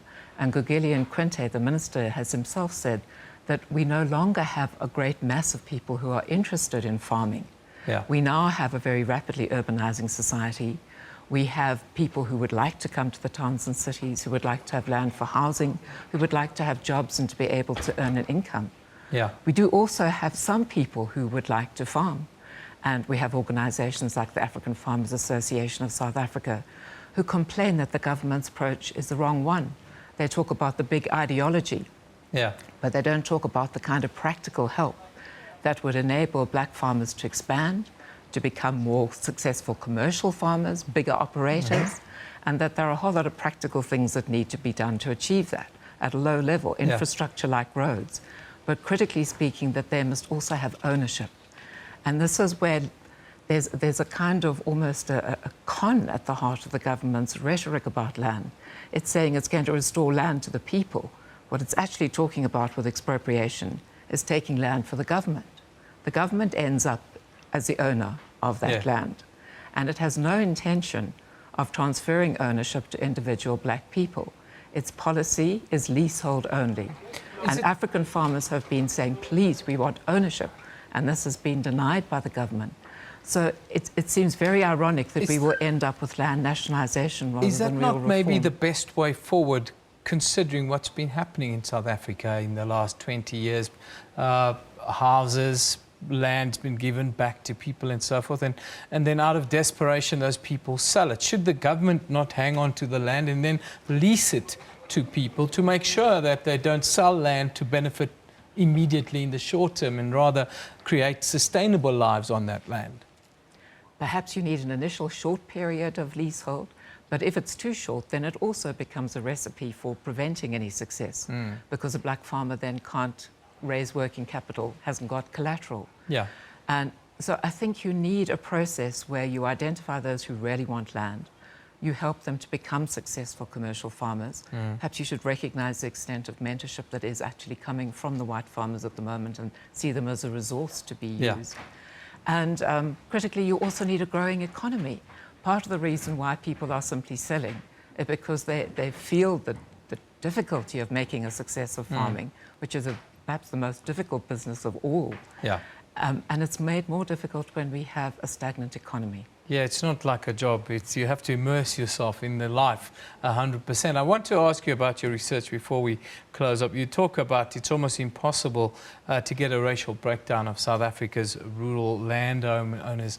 Talk to us about that a little bit, and then what does that mean? Well, we're not able to tell the racial identity of landowners at the moment because the information was dropped from the deeds registry a number of years ago, at the time of the political transition when we seem to be moving away from the racial tagging of people. So you would need to have a comprehensive racial audit to be able to assess just what is the current ratio. But again, the most important thing is it's interesting information, but the most important thing is to recognize those people who really want to farm and then make it possible for them to farm. Whereas if we have a massive program of land reform which empowers the state and not the ordinary people, we could also see a lot of commercial farming land falling out of production with huge ramifications for food security and food prices, which would affect all South Africans. in conclusion, what would you think is the best way forward? Because we need to move forward with regards to the land issue. I think we must stop threatening expropriation without compensation. It's the worst message to send to potential investors at a time when our growth rate is already down to 0.3% and we have an enormously high unemployment rate. Secondly, we can say that we recognise the historical injustice. We also recognise that very few people actually want land to farm. Of those who successfully reclaimed land, 92% chose cash instead of land. We should talk to organisations like the African Farmers Association and say, what do we need to do to make it easier for your members to expand into the commercial sphere? And we should have a very pragmatic and constructive programme around that. Dr. Jeffrey, we've run out of time, but it's a very passionate conversation that's going to define the next decade, I would think, here in South Africa. Thank you for joining us today. Thank you. That is Dr. Anthea Jeffrey. She's the head of policy research at the Institute for Race Relations here in South Africa, talking about land reform, land claims, and, of course, expropriation without compensation. That's the big issue. Now, let's go over to Kendall Makamate now to give us our first real sports update of the day.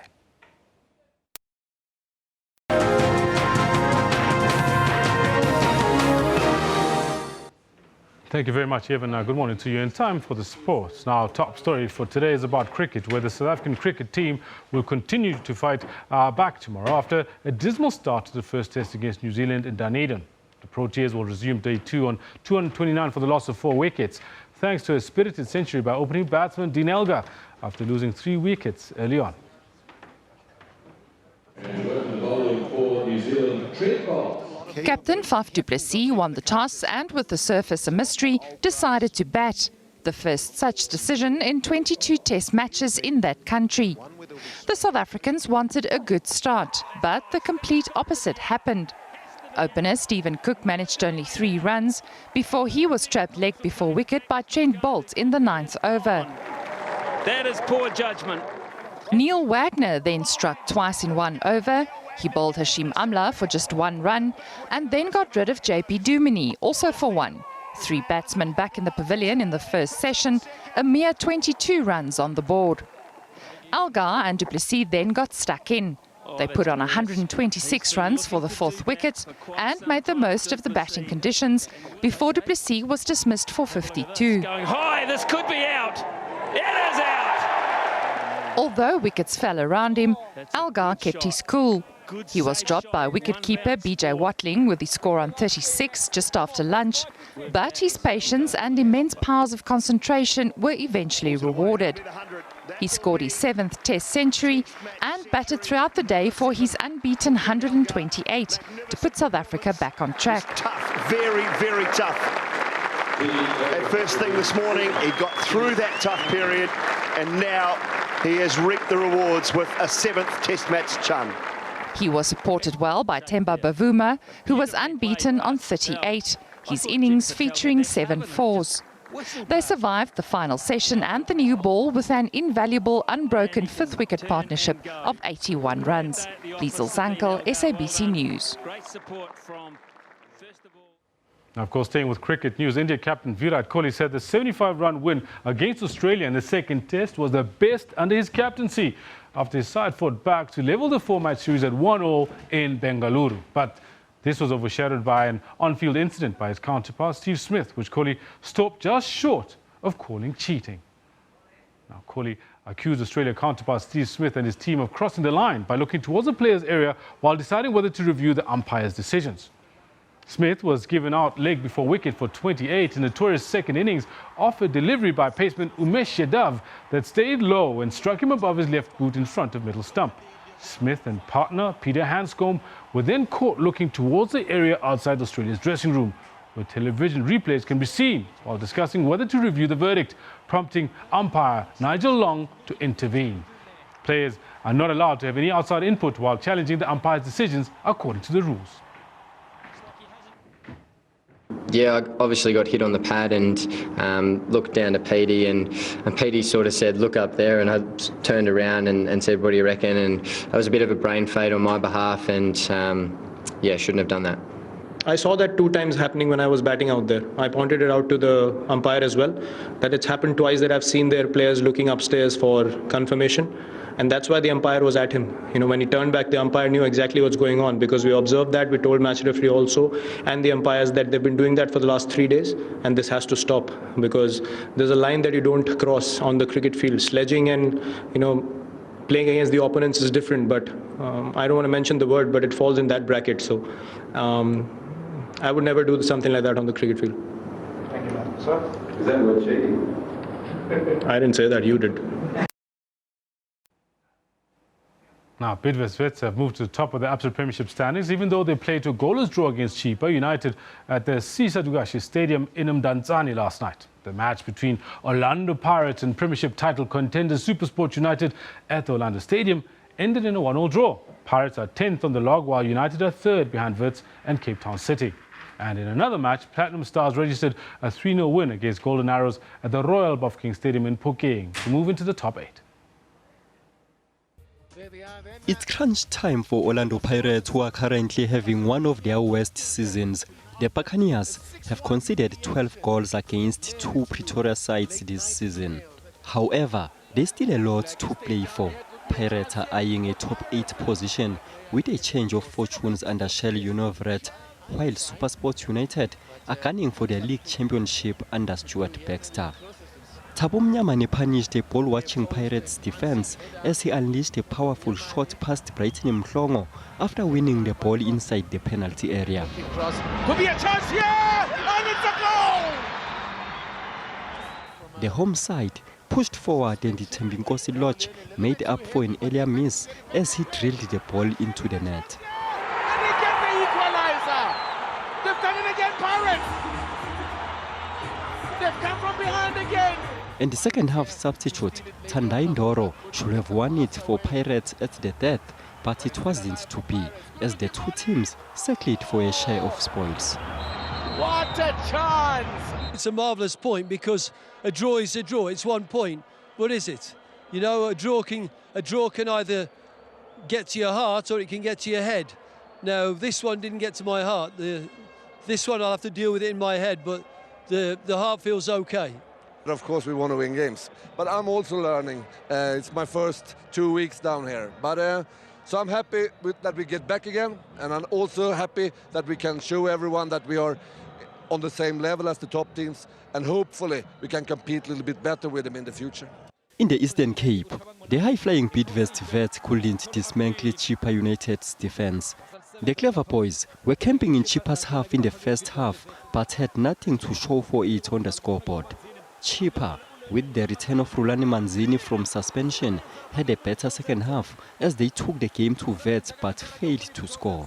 Vets are at the summit of the log with a better goal difference than Cape Town City.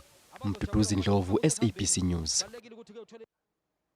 And of course, we will bring you a report of that match between Bayern Munich and Arsenal in the next hour. Never fear. 5-1 they won last night, 10-2 on aggregate. For now, that's where we leave it. It's time for the weather with Philip Hawkins.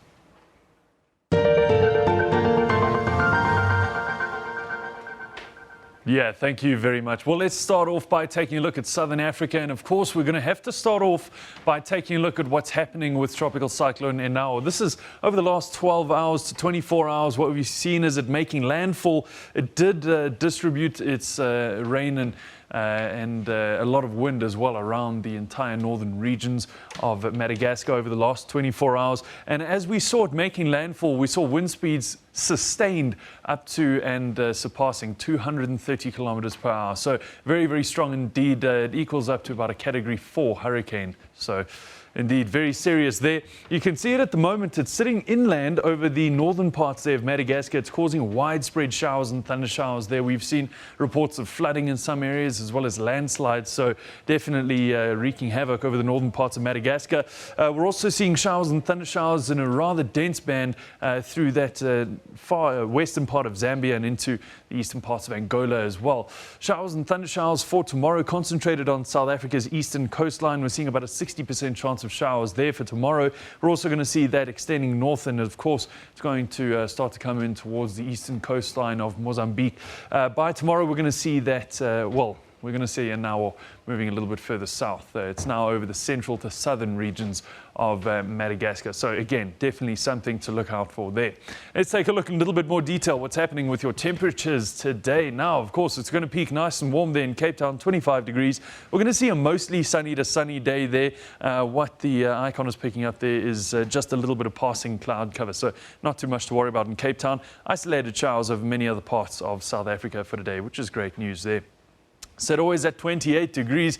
Gaborone peaks at 31 and Windhoek peaking at 29 degrees. As we look towards Antananarivo there, the capital of Madagascar, we're going to see a 25-degree high. Temperatures in Mahajanga rising high at 36. But this is where we're going to see widespread showers and thunder showers. Very high wind speeds are remaining in the area because we're still seeing that strong low-pressure system of Enawo.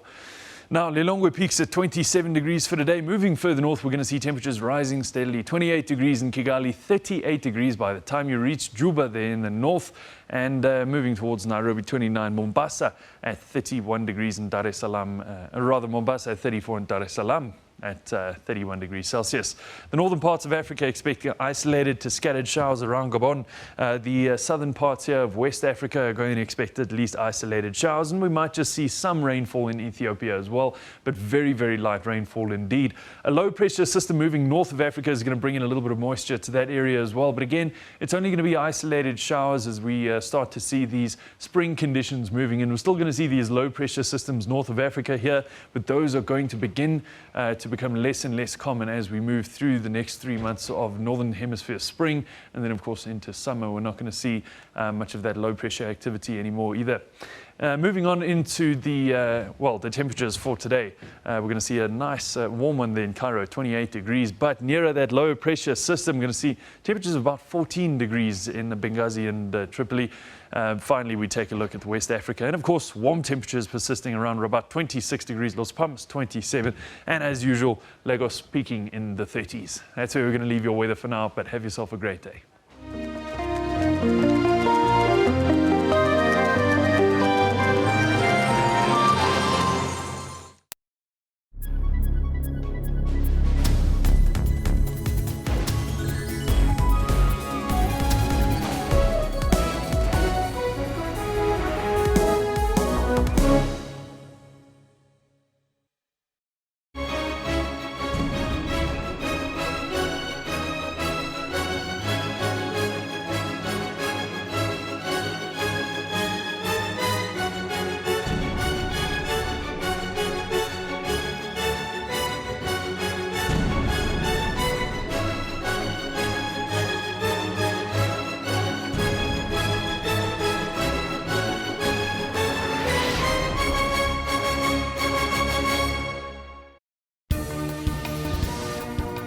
We make sure to be where news is happening, both locally and globally. For the latest business news, stay with us. From South Africa to the world, we've got all your latest sporting news.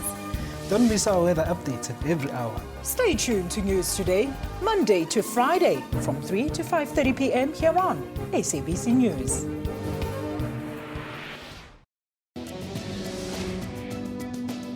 So people with prosthesis can live normal life. Prosthesis actually manufactures the artificial limbs. I can pick up stuff. My friends think it's awesome. I like my railway. I can walk normally. There's nothing that I can do. It changed my life from the beginning to where I am now. Dystrophic dysplasia is a type of dwarfism that affected all my major limbs. Join Health Talk every Saturday for all your health news.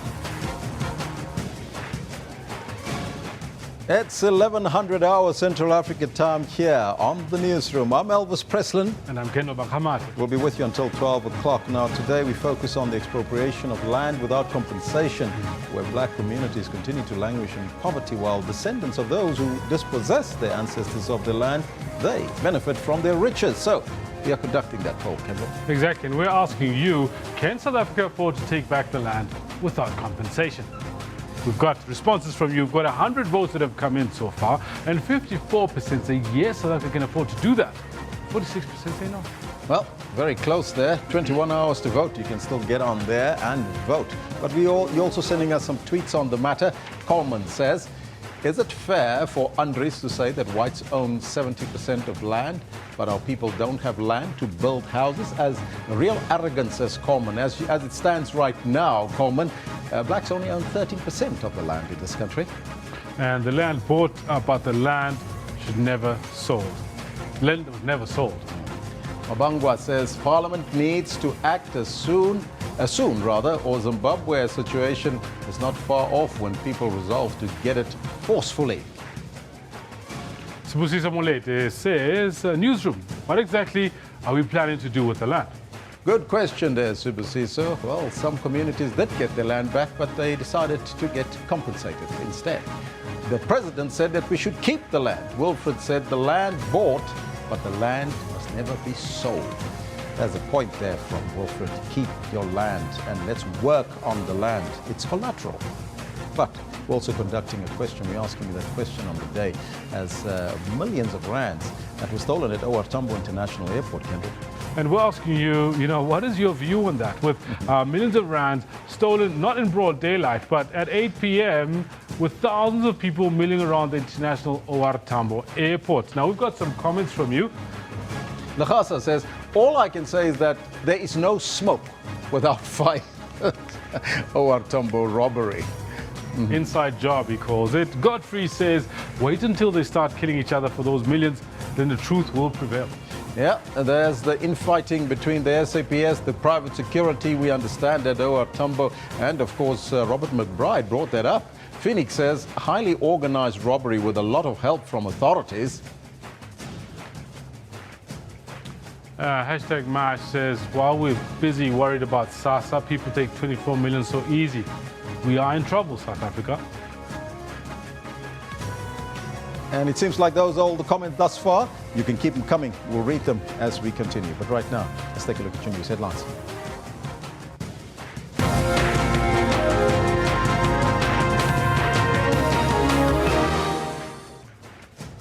The Hawks say they are working with the airports company South Africa to determine how robbers breached the security at OR Tambo International Airport in Johannesburg. President Jacob Zuma and his Indonesian counterpart Joko Widodo are expected to sign 2 bilateral agreements later this morning.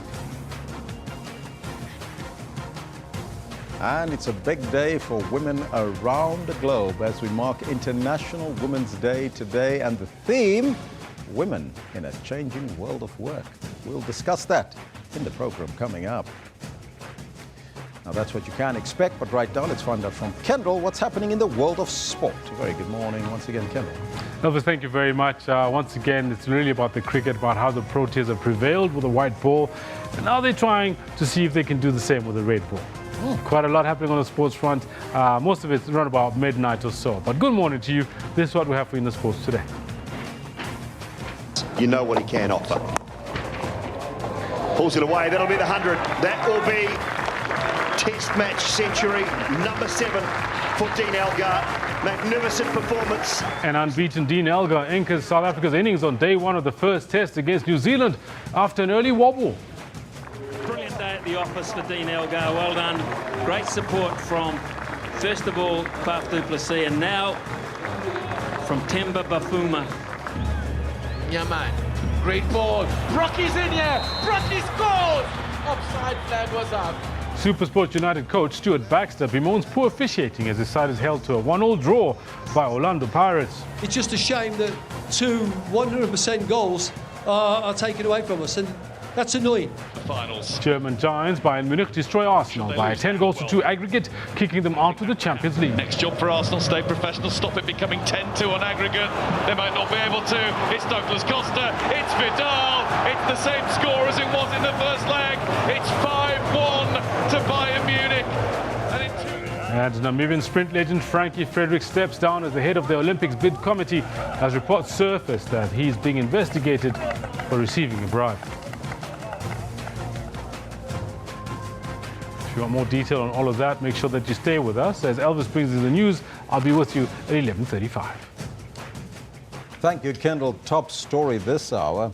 The Hawks say that they are working with the airports company South Africa, AXA, to determine how robbers breached the security at OR Tambo International Airport in Johannesburg. A high-level investigation is underway into the multi-million rand robbery at Africa's biggest airport. AXA says that the robbery occurred at about 7:45 last night. It's reported the thieves drove into a restricted zone and headed straight to the containers which were to be loaded. The gang told security officials at the airport that they were carrying out an investigation and the guards opened the gates for them. AXA says no shots were fired and no injuries reported. The robbers fled the scene immediately. The amount taken is alleged to be foreign currency valued at more than 20 million rand. Anyone with information may call the SABC Newsroom on 011 714 5048. I repeat, 714 5048. South Africa and Indonesia will seek to strengthen economic and political ties when the President, Jacob Zuma, embarks on his one-day state visit to the Asian country later this morning. Yesterday, the President was part of the conclusion to the Indian Ocean Rim Association Leaders Summit. This is a culmination of a dream by the late former President Nelson Mandela. He urged for closer cooperation among countries bordering the Indian Ocean. 2 decades later, the first summit of leaders, and possibly many more to follow. We will continue to work with Indonesia very closely in the IORA Troika as we strive to ensure continuity and the consolidation of the solid platform that was laid by Indonesia, Australia, and India as IORA chairs before us. They have signed the Jakarta Concord. It sets out cooperation in various sectors: the blue economy, maritime safety, tourism and cultural exchanges, among other things.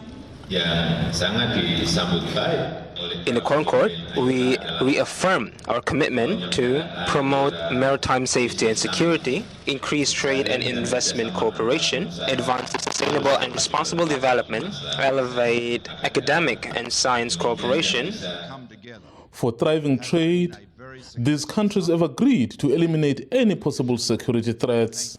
A peaceful and safe Indian Ocean must be one which is based, as President Widodo said a moment ago, on the rule of law, and that includes the United Nations Convention on the Law of the Sea, UNCLOS. Now, I'm confident that under South Africa's leadership, President Zuma's leadership, they will continue to build on that ambitious agenda that Indonesia has set out here in Jakarta.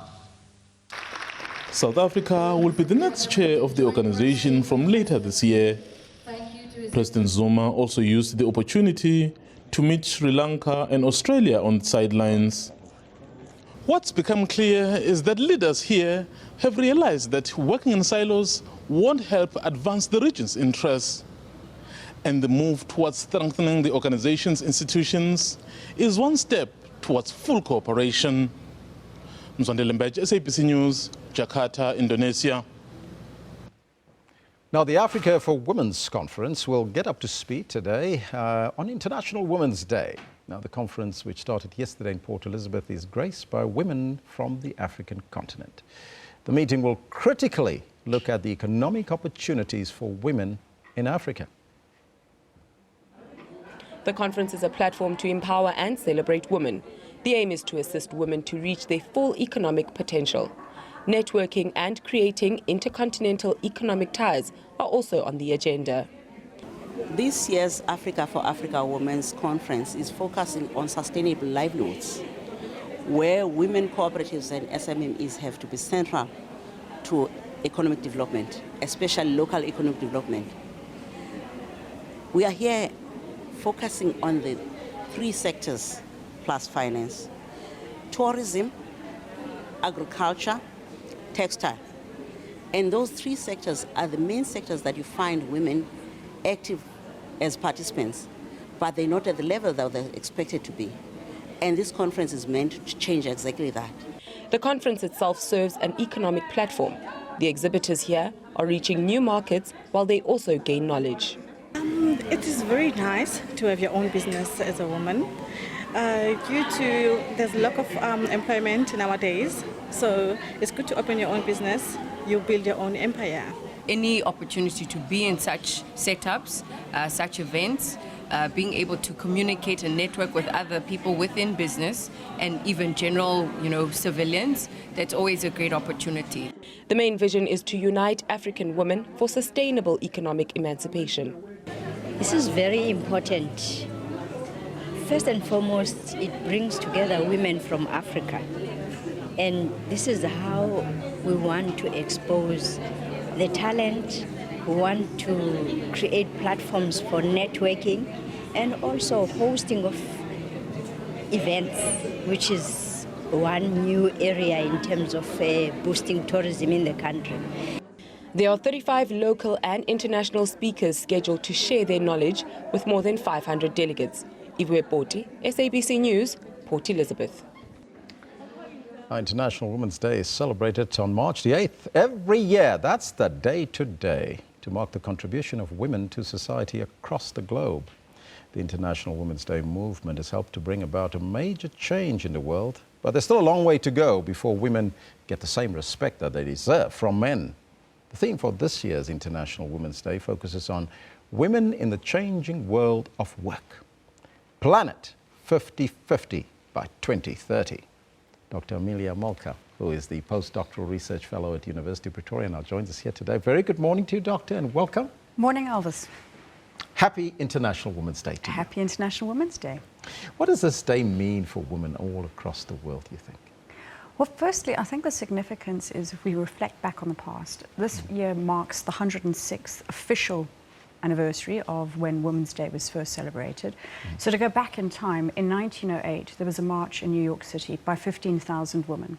And what they were demonstrating against was, 1, to have the right to vote, 2, better pay, and thirdly, for shorter hours. And only eventually in 1920 did women in the States have official right to vote as declared in the Constitution. In 1910, there was a lady called Clara Zetkin from Germany. And what she did was she demonstrated and she initiated the concept of having an International Women's Day celebrated globally across the world in order to push women's agenda and their issues. And in 1911, that's when we saw the birth of International Women's Day, initiated by 100 women across 17 different countries to start the first Women's Day. And thereafter, from 1975 onwards, the UN has established various themes promoting Women's Day and women's affairs. And in the main, the 2 key areas that are being pursued are currently gender equality. That's one of the Sustainable Development Goals, number 5, to achieve gender equality and empowerment for all women and girls. And then the 4th key element that is driving this force is about having access to quality education and ensuring that that is perpetuated and being received by all. So those are the key drivers of International Women's Day. Taking a look at those key drivers, advancing gender equality in the workplace and empowerment, how far are we as a nation here in South Africa and globally? Well, let's start on a global point of view. The whole purpose of having International Women's Day is, 1, about celebrating the achievements that have been made, and secondly, about a reminder of the gaps that still need to be filled. So globally, in terms of those gaps, they include gender equality from a perspective of equal rights and opportunities. It concerns education, and one of the movements has been that half of the countries in the world to date still don't have equal parity in terms of primary and secondary education. At a parliamentary level, there are only 23.3% of female parliamentaries globally, but this figure has improved in the last 20 years. Previously, it was only at 11%. When we look at poverty, 2/3 of the world's population in terms of poor citizens are women. When we look at illiteracy, 2/3 of the population are women. When we look at the movement in terms of developers and scientific research to advance society, only 29% are women. And the last key driver on this concerns gender-based violence, and it's demonstrated from the UN that 35% of women experience either physical or sexual violence. So those are global drivers. Planet 50-50 by 2013. It's around the corner. It's 13 years. Is that even possible remotely? Well, let's look at it from a South African perspective in terms of the achievements and progress that we've made. If you think in 1954, we had the Federation of South African Women. 1956, we had our world-renowned march.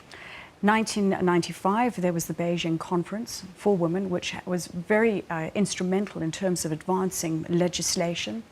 In 2009, we had the establishment of the Women's Ministry. In 2014, we had equal pay for work of equal value put through from a labour perspective. We've got women in the judiciary. We've got a significant representation of women in Parliament, currently 42%. We've got women in economic sectors, and if we look at from some of our women who have achieved great things, Nkosazana Dlamini-Zuma being chairperson of the AU, Phumzile Mlambo-Nyuka, possible president of South Africa. President. And talking International Women's Day, UN Woman Head is Phumzile Mlambo-Nyuka, who is former Deputy President of South Africa. Doctor, where do we still lack and what needs still to be done in order to make sure that women get their rightful place in society? I think it's a good question, and particularly when we're talking about it from an economic perspective and progress. One of the things that women are very good at doing is about doing things for other people. But the challenge is reflected when they start to do things for themselves. And in that vein, when we're talking from an economic perspective, women are actually poor negotiators when it comes through to salary.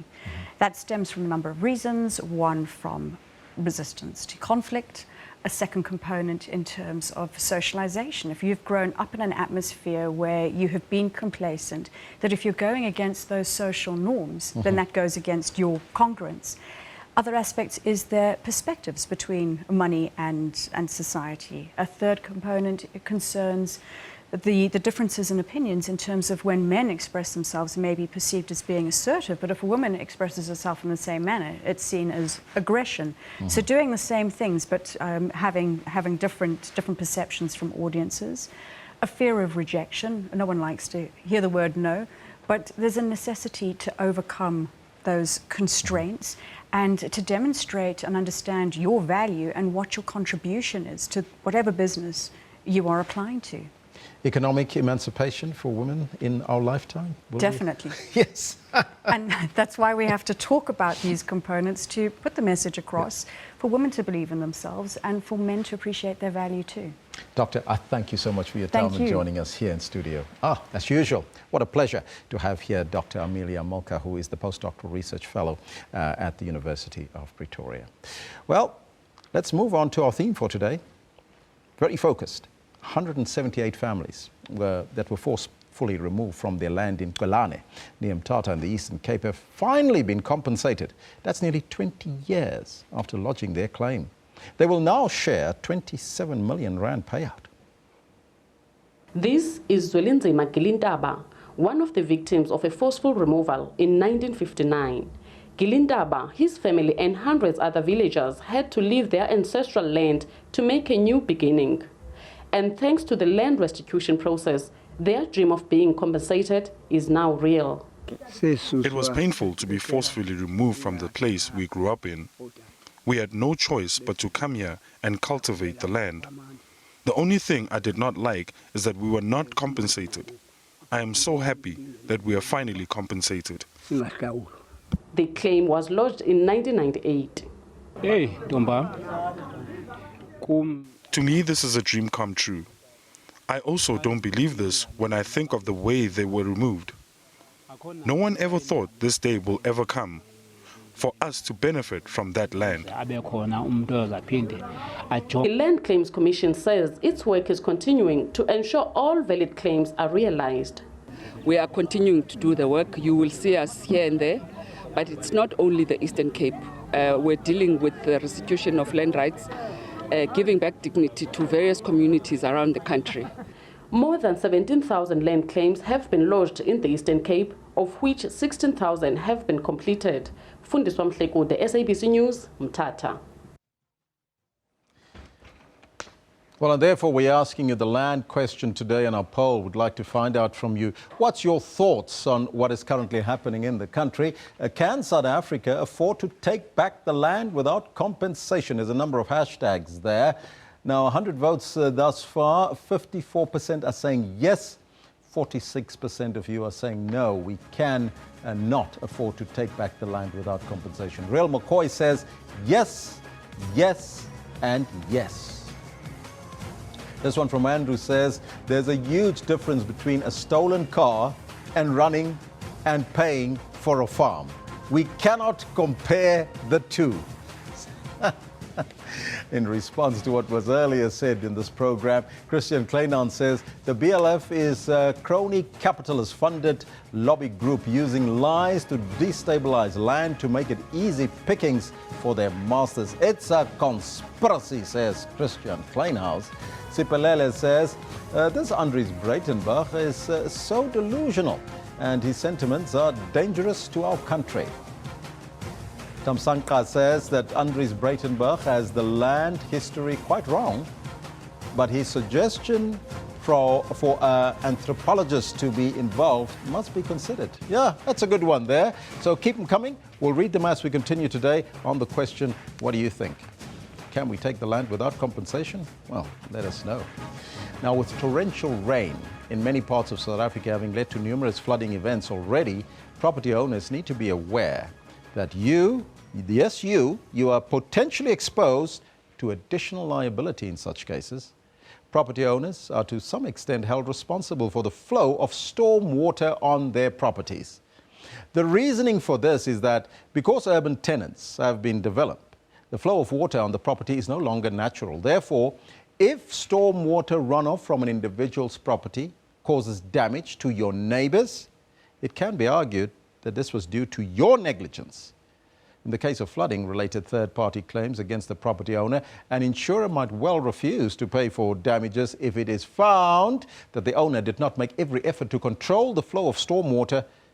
And now, to talk to us about that is Johannes du Plessis from Risk Benefit Solutions. Now, he's a legal advisor. Johannes, a very good morning to you and welcome. Hi, yes. Thank you.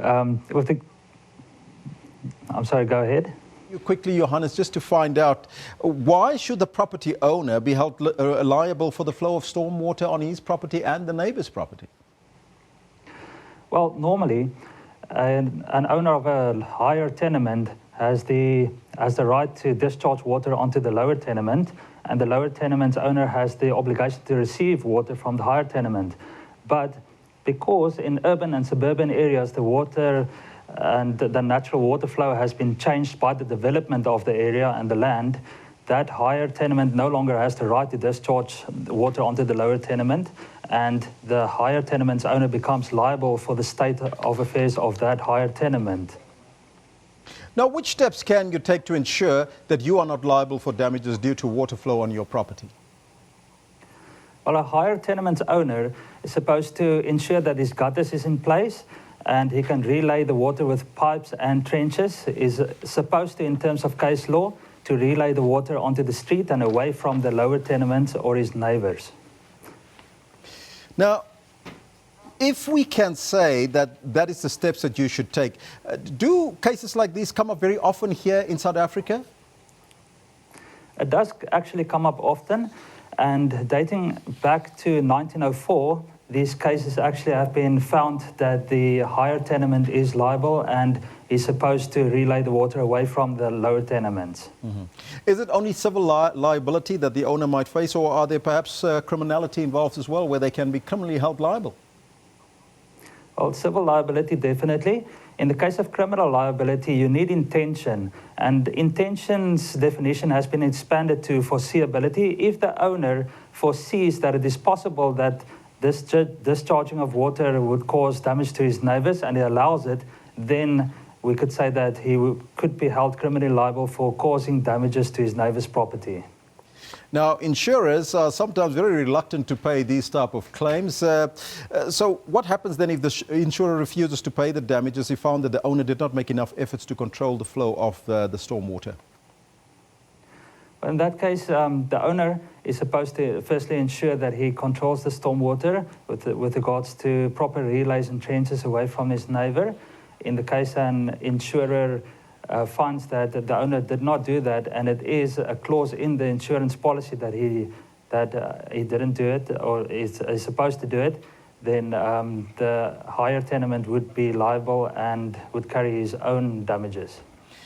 Johannes, does this only happen in suburban areas, or could this also happen in farmlands where the owner is responsible for the neighbor's property? In farmlands, the water flow and the land is still in its natural state, and it hasn't been developed by developers as in suburban and urban areas. So the upper owners and upper tenements in farmlands and in plots are not liable as in suburban areas. What advice would you give to homeowners out there? I would advise them to make properly sure that they have the proper gutters and that the natural flow of water on their properties relays towards the streets, and that they do have proper insurance in place for their liability in case that they cannot control it. Mr. du Plessis, thank you so much for your time and joining us in our Cape Town studio. Thank you very much.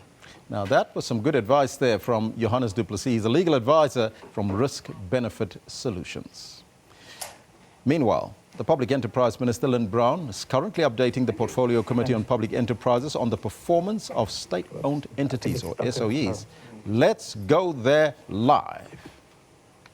Is that maybe we need to have a joint discussion between the DOE as well as ESCOM, because we said with them yesterday, they said, no, we're finalizing everything, we're handing over to ESCOM. It's getting out of our hands.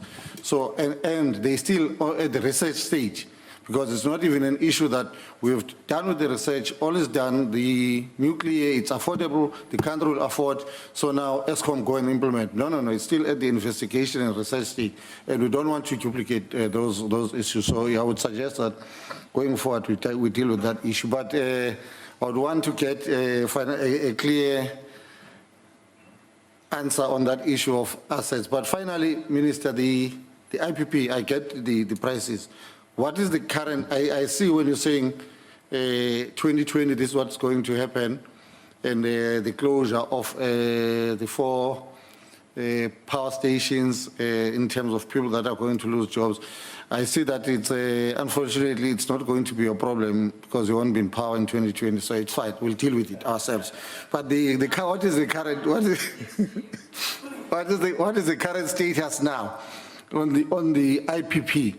In terms of what is happening now, because the society there understand that right now we're paying 2 rand 5 cents, but we are retailing at 77 cents. What is the current status? Is it actually happening as in the transaction now, or still on the plan? What is the current, so that everyone knows there's no confusion on this issue? Because when ESCOM is saying it's expensive or it will be expensive, what is the current status as we speak today? Are we procuring the IPPs? Is there money that leaving ESCOM account to go and buy 2 rand 5 cents to sell at 77 cents? If that is the case, how are we dealing with the gap? Or it's still a plan that maybe can be averted to say, maybe it's we have to look at the other issues. And finally, Minister, you must, I'll forward it to you, the CSIR report in terms of nuclear, have you seen it? Yeah, maybe we'll discuss it on the following meeting to get your thoughts around it, because it gives us a different dynamics in terms of where we intend to go with the energy. Thanks.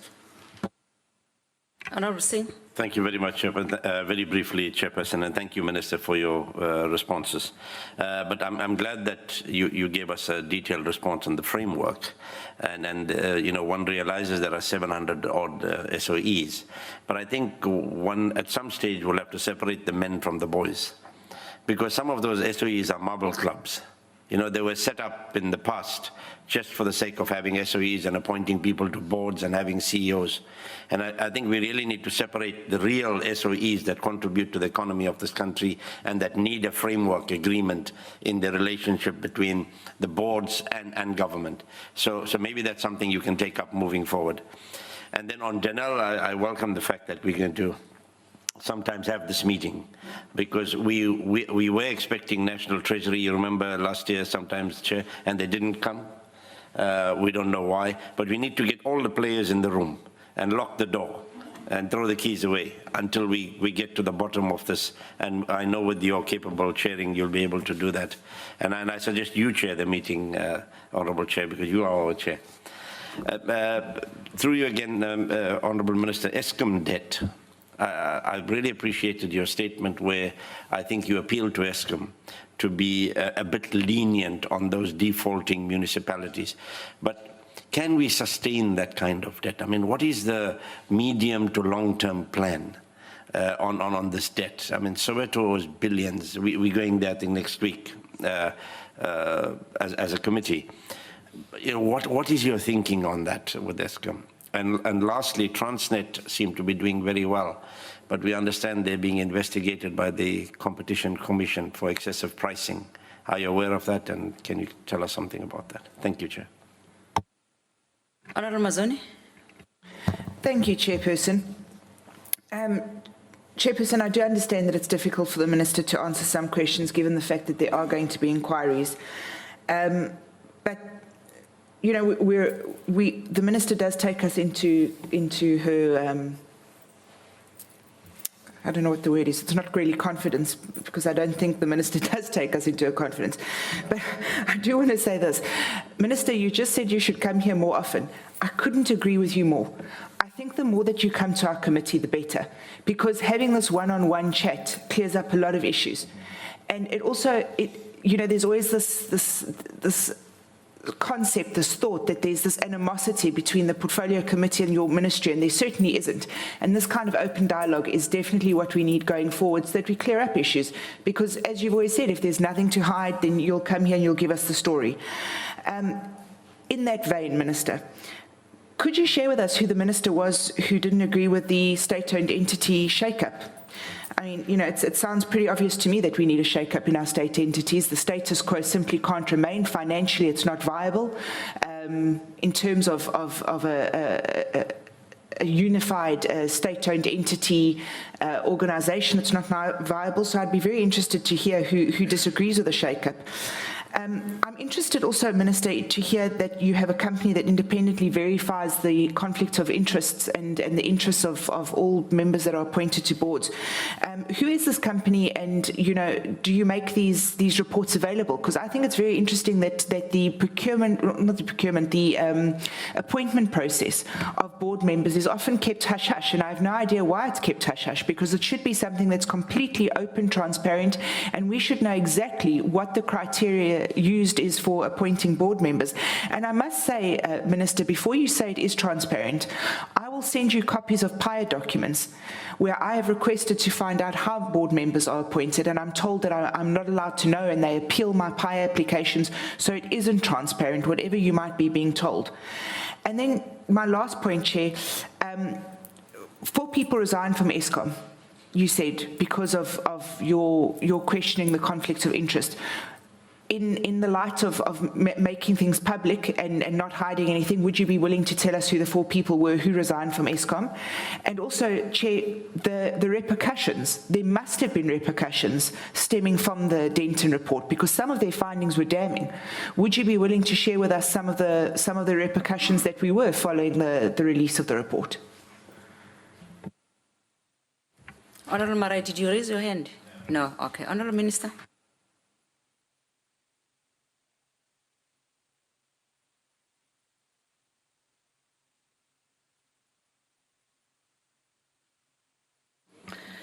Well, all capital costs are paid for by Eskom in the purchasing of cost-plus mines.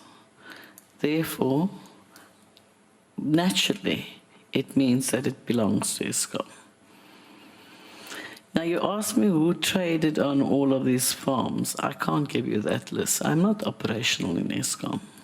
But you also, if you ask that question as a written question, I would be able to answer it.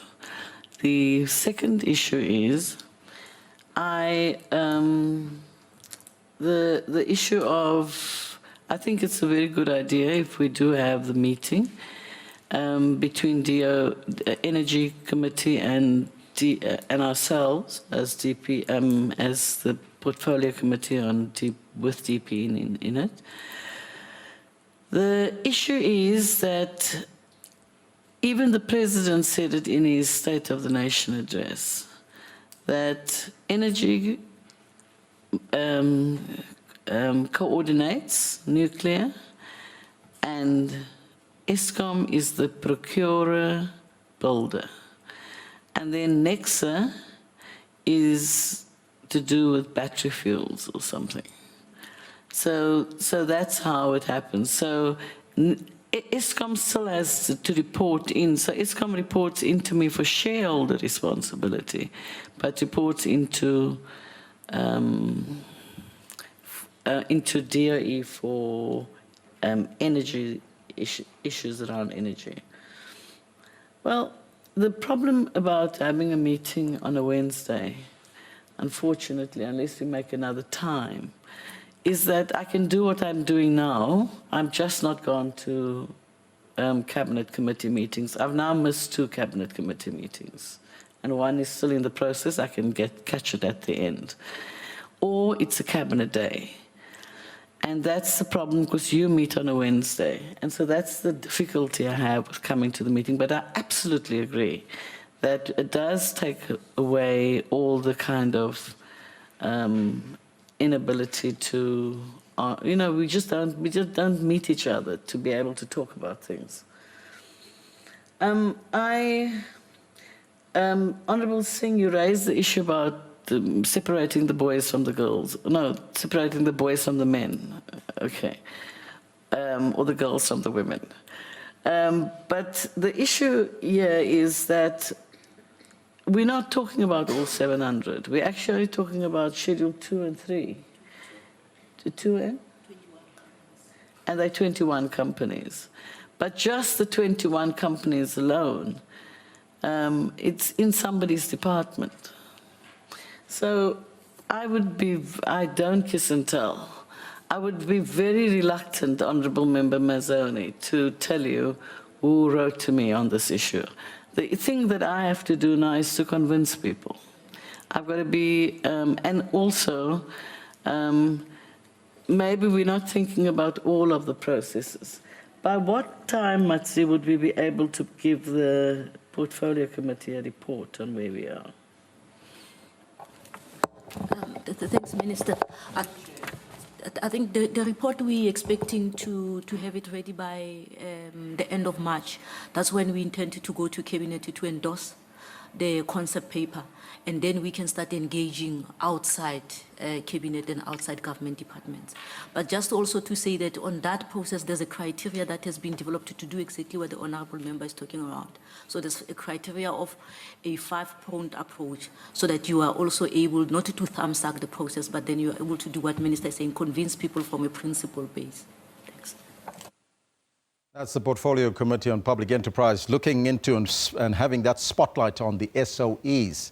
That, of course, includes Eskom, SAA, and some others. So if you want to continue watching that, well, the parliamentary channel is always open here on DSTV.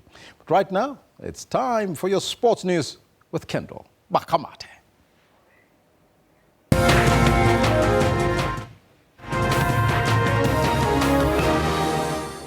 Thank you very much, Elvis. Our big story for today is how the South African cricket team will continue their fight back tomorrow after a dismal start to their first test against New Zealand in Dunedin. The Proteas will resume day 2 on 229 for the loss of 4 wickets, thanks to a spirited century by opening batsman Dinelga after losing 3 wickets early on.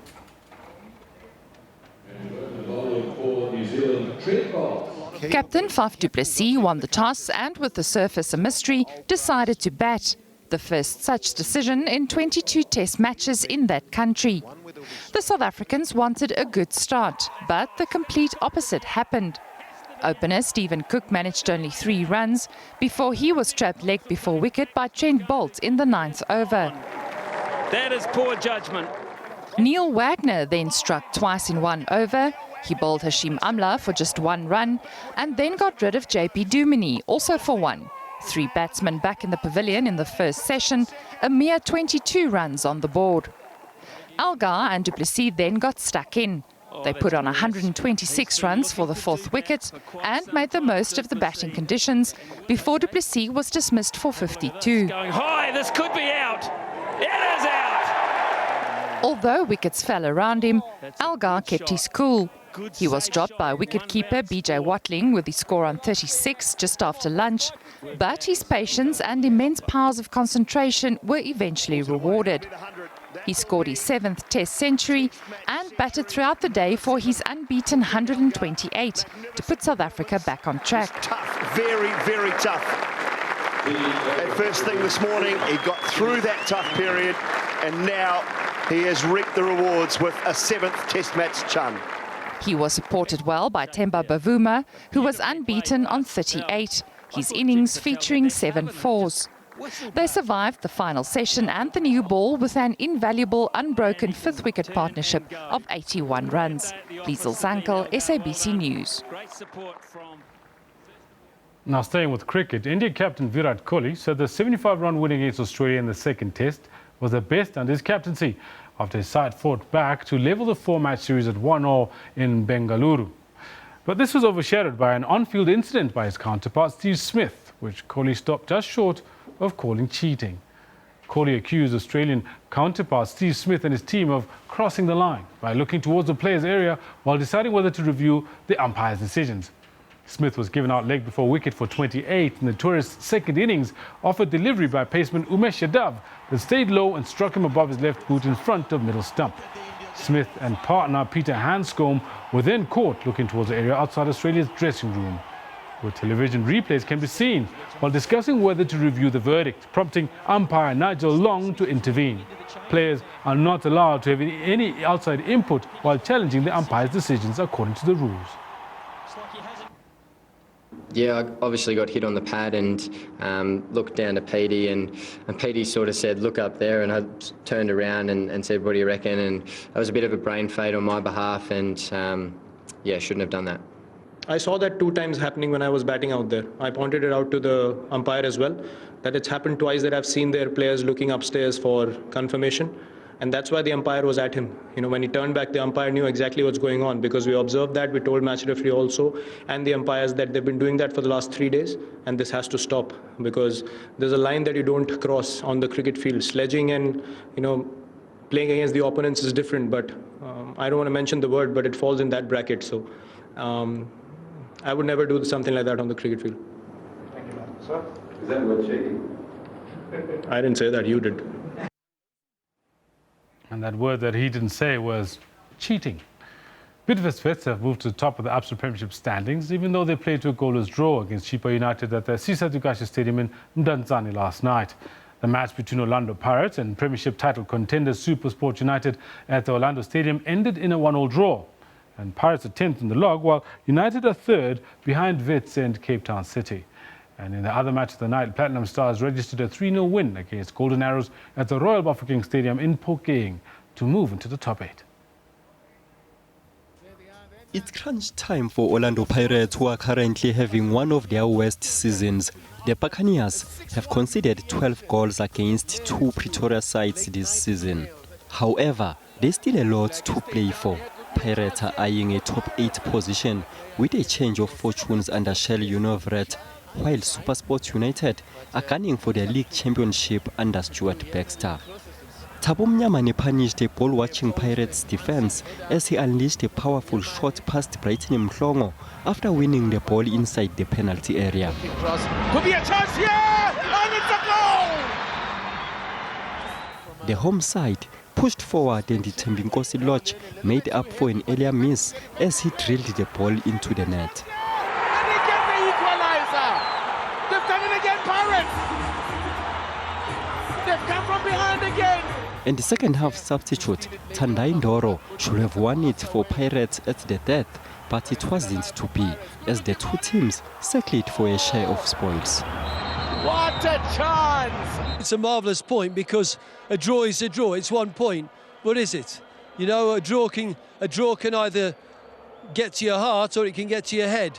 Now, this one didn't get to my heart. This one I'll have to deal with it in my head, but the heart feels okay.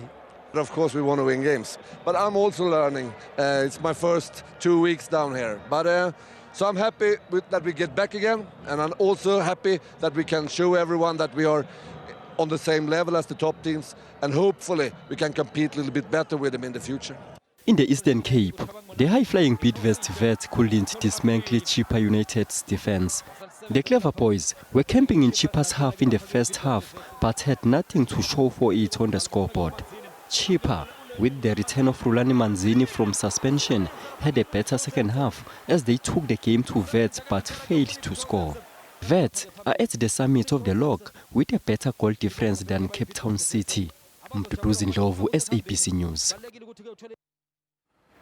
Right, that story I promised you, here it is. Arsenal were left embarrassed last night following another exit in the round of 16 of the UEFA Champions League. The Gunners suffered a 5-1 defeat, a repeat of the first leg, and Bayern Munich advanced 10-2 on aggregate. The 8-goal margin is tied second largest in the Champions League knockout history. The heavy defeat at the Emirates was more humiliating than the loss at the Allianz Arena last month. Arsenal displayed pride in the opening stance of the match. It was no surprise when they took the lead with a powerful strike from Theo Walcott. And Walcott has a go and scores! He burst the hands of Neuer! But the second half turned out to be a replica of the first leg in Munich. Laurent Koscielny was once again forced off the pitch. This time it was a red card rather than an injury. Arsenal collapsed and Bayern ran in 5 goals with ease. Bayern Munich have their away goal. And it will be Douglas Costa to make it Arsenal 1, Bayern Munich 3. Oh dear. Arsenal picked open again. They've really switched off now. And Arturo Vidal has made it 4-1. And these are all Arsene Wenger's worst nightmares coming home to roost. Next job for Arsenal, stay professional, stop it becoming 10-2 on aggregate. They might not be able to. It's Douglas Costa, it's Vidal. It's the same score as it was in the first leg.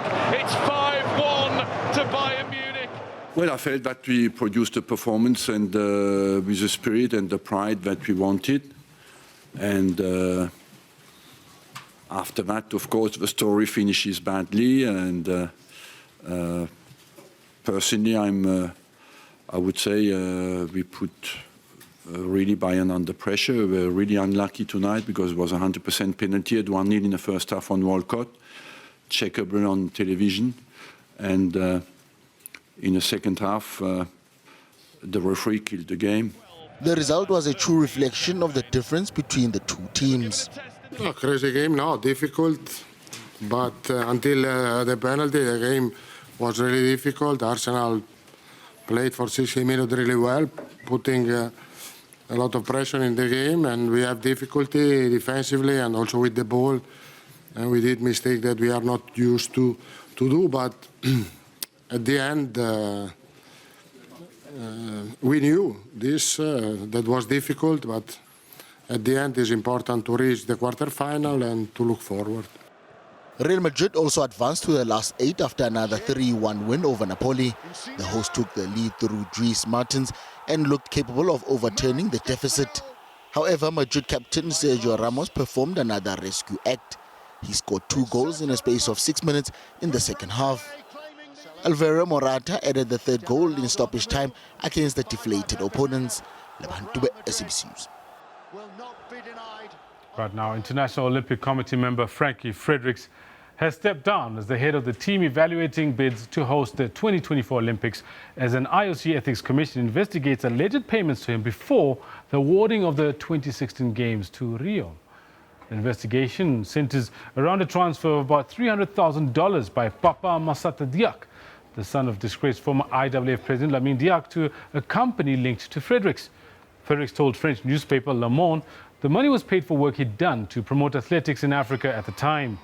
Namibian Fredericks, a four-time Olympic sprint silver medalist over 100 and 200 meters, denied any wrongdoing and said he was moving aside so as not to be a distraction in the investigation. As head of the IOC Bid Commission, he'd been due to lead an inspection visit to 2024 candidate cities, Los Angeles and Paris, in April and May, and then draft a report.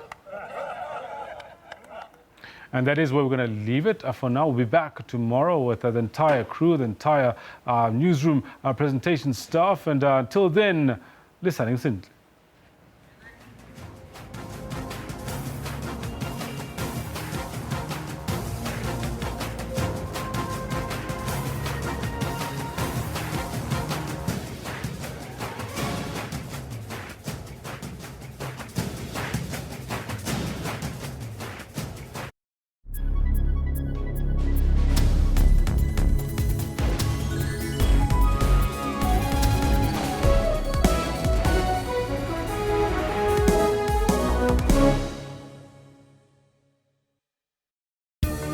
Water-wise, water is an essential need.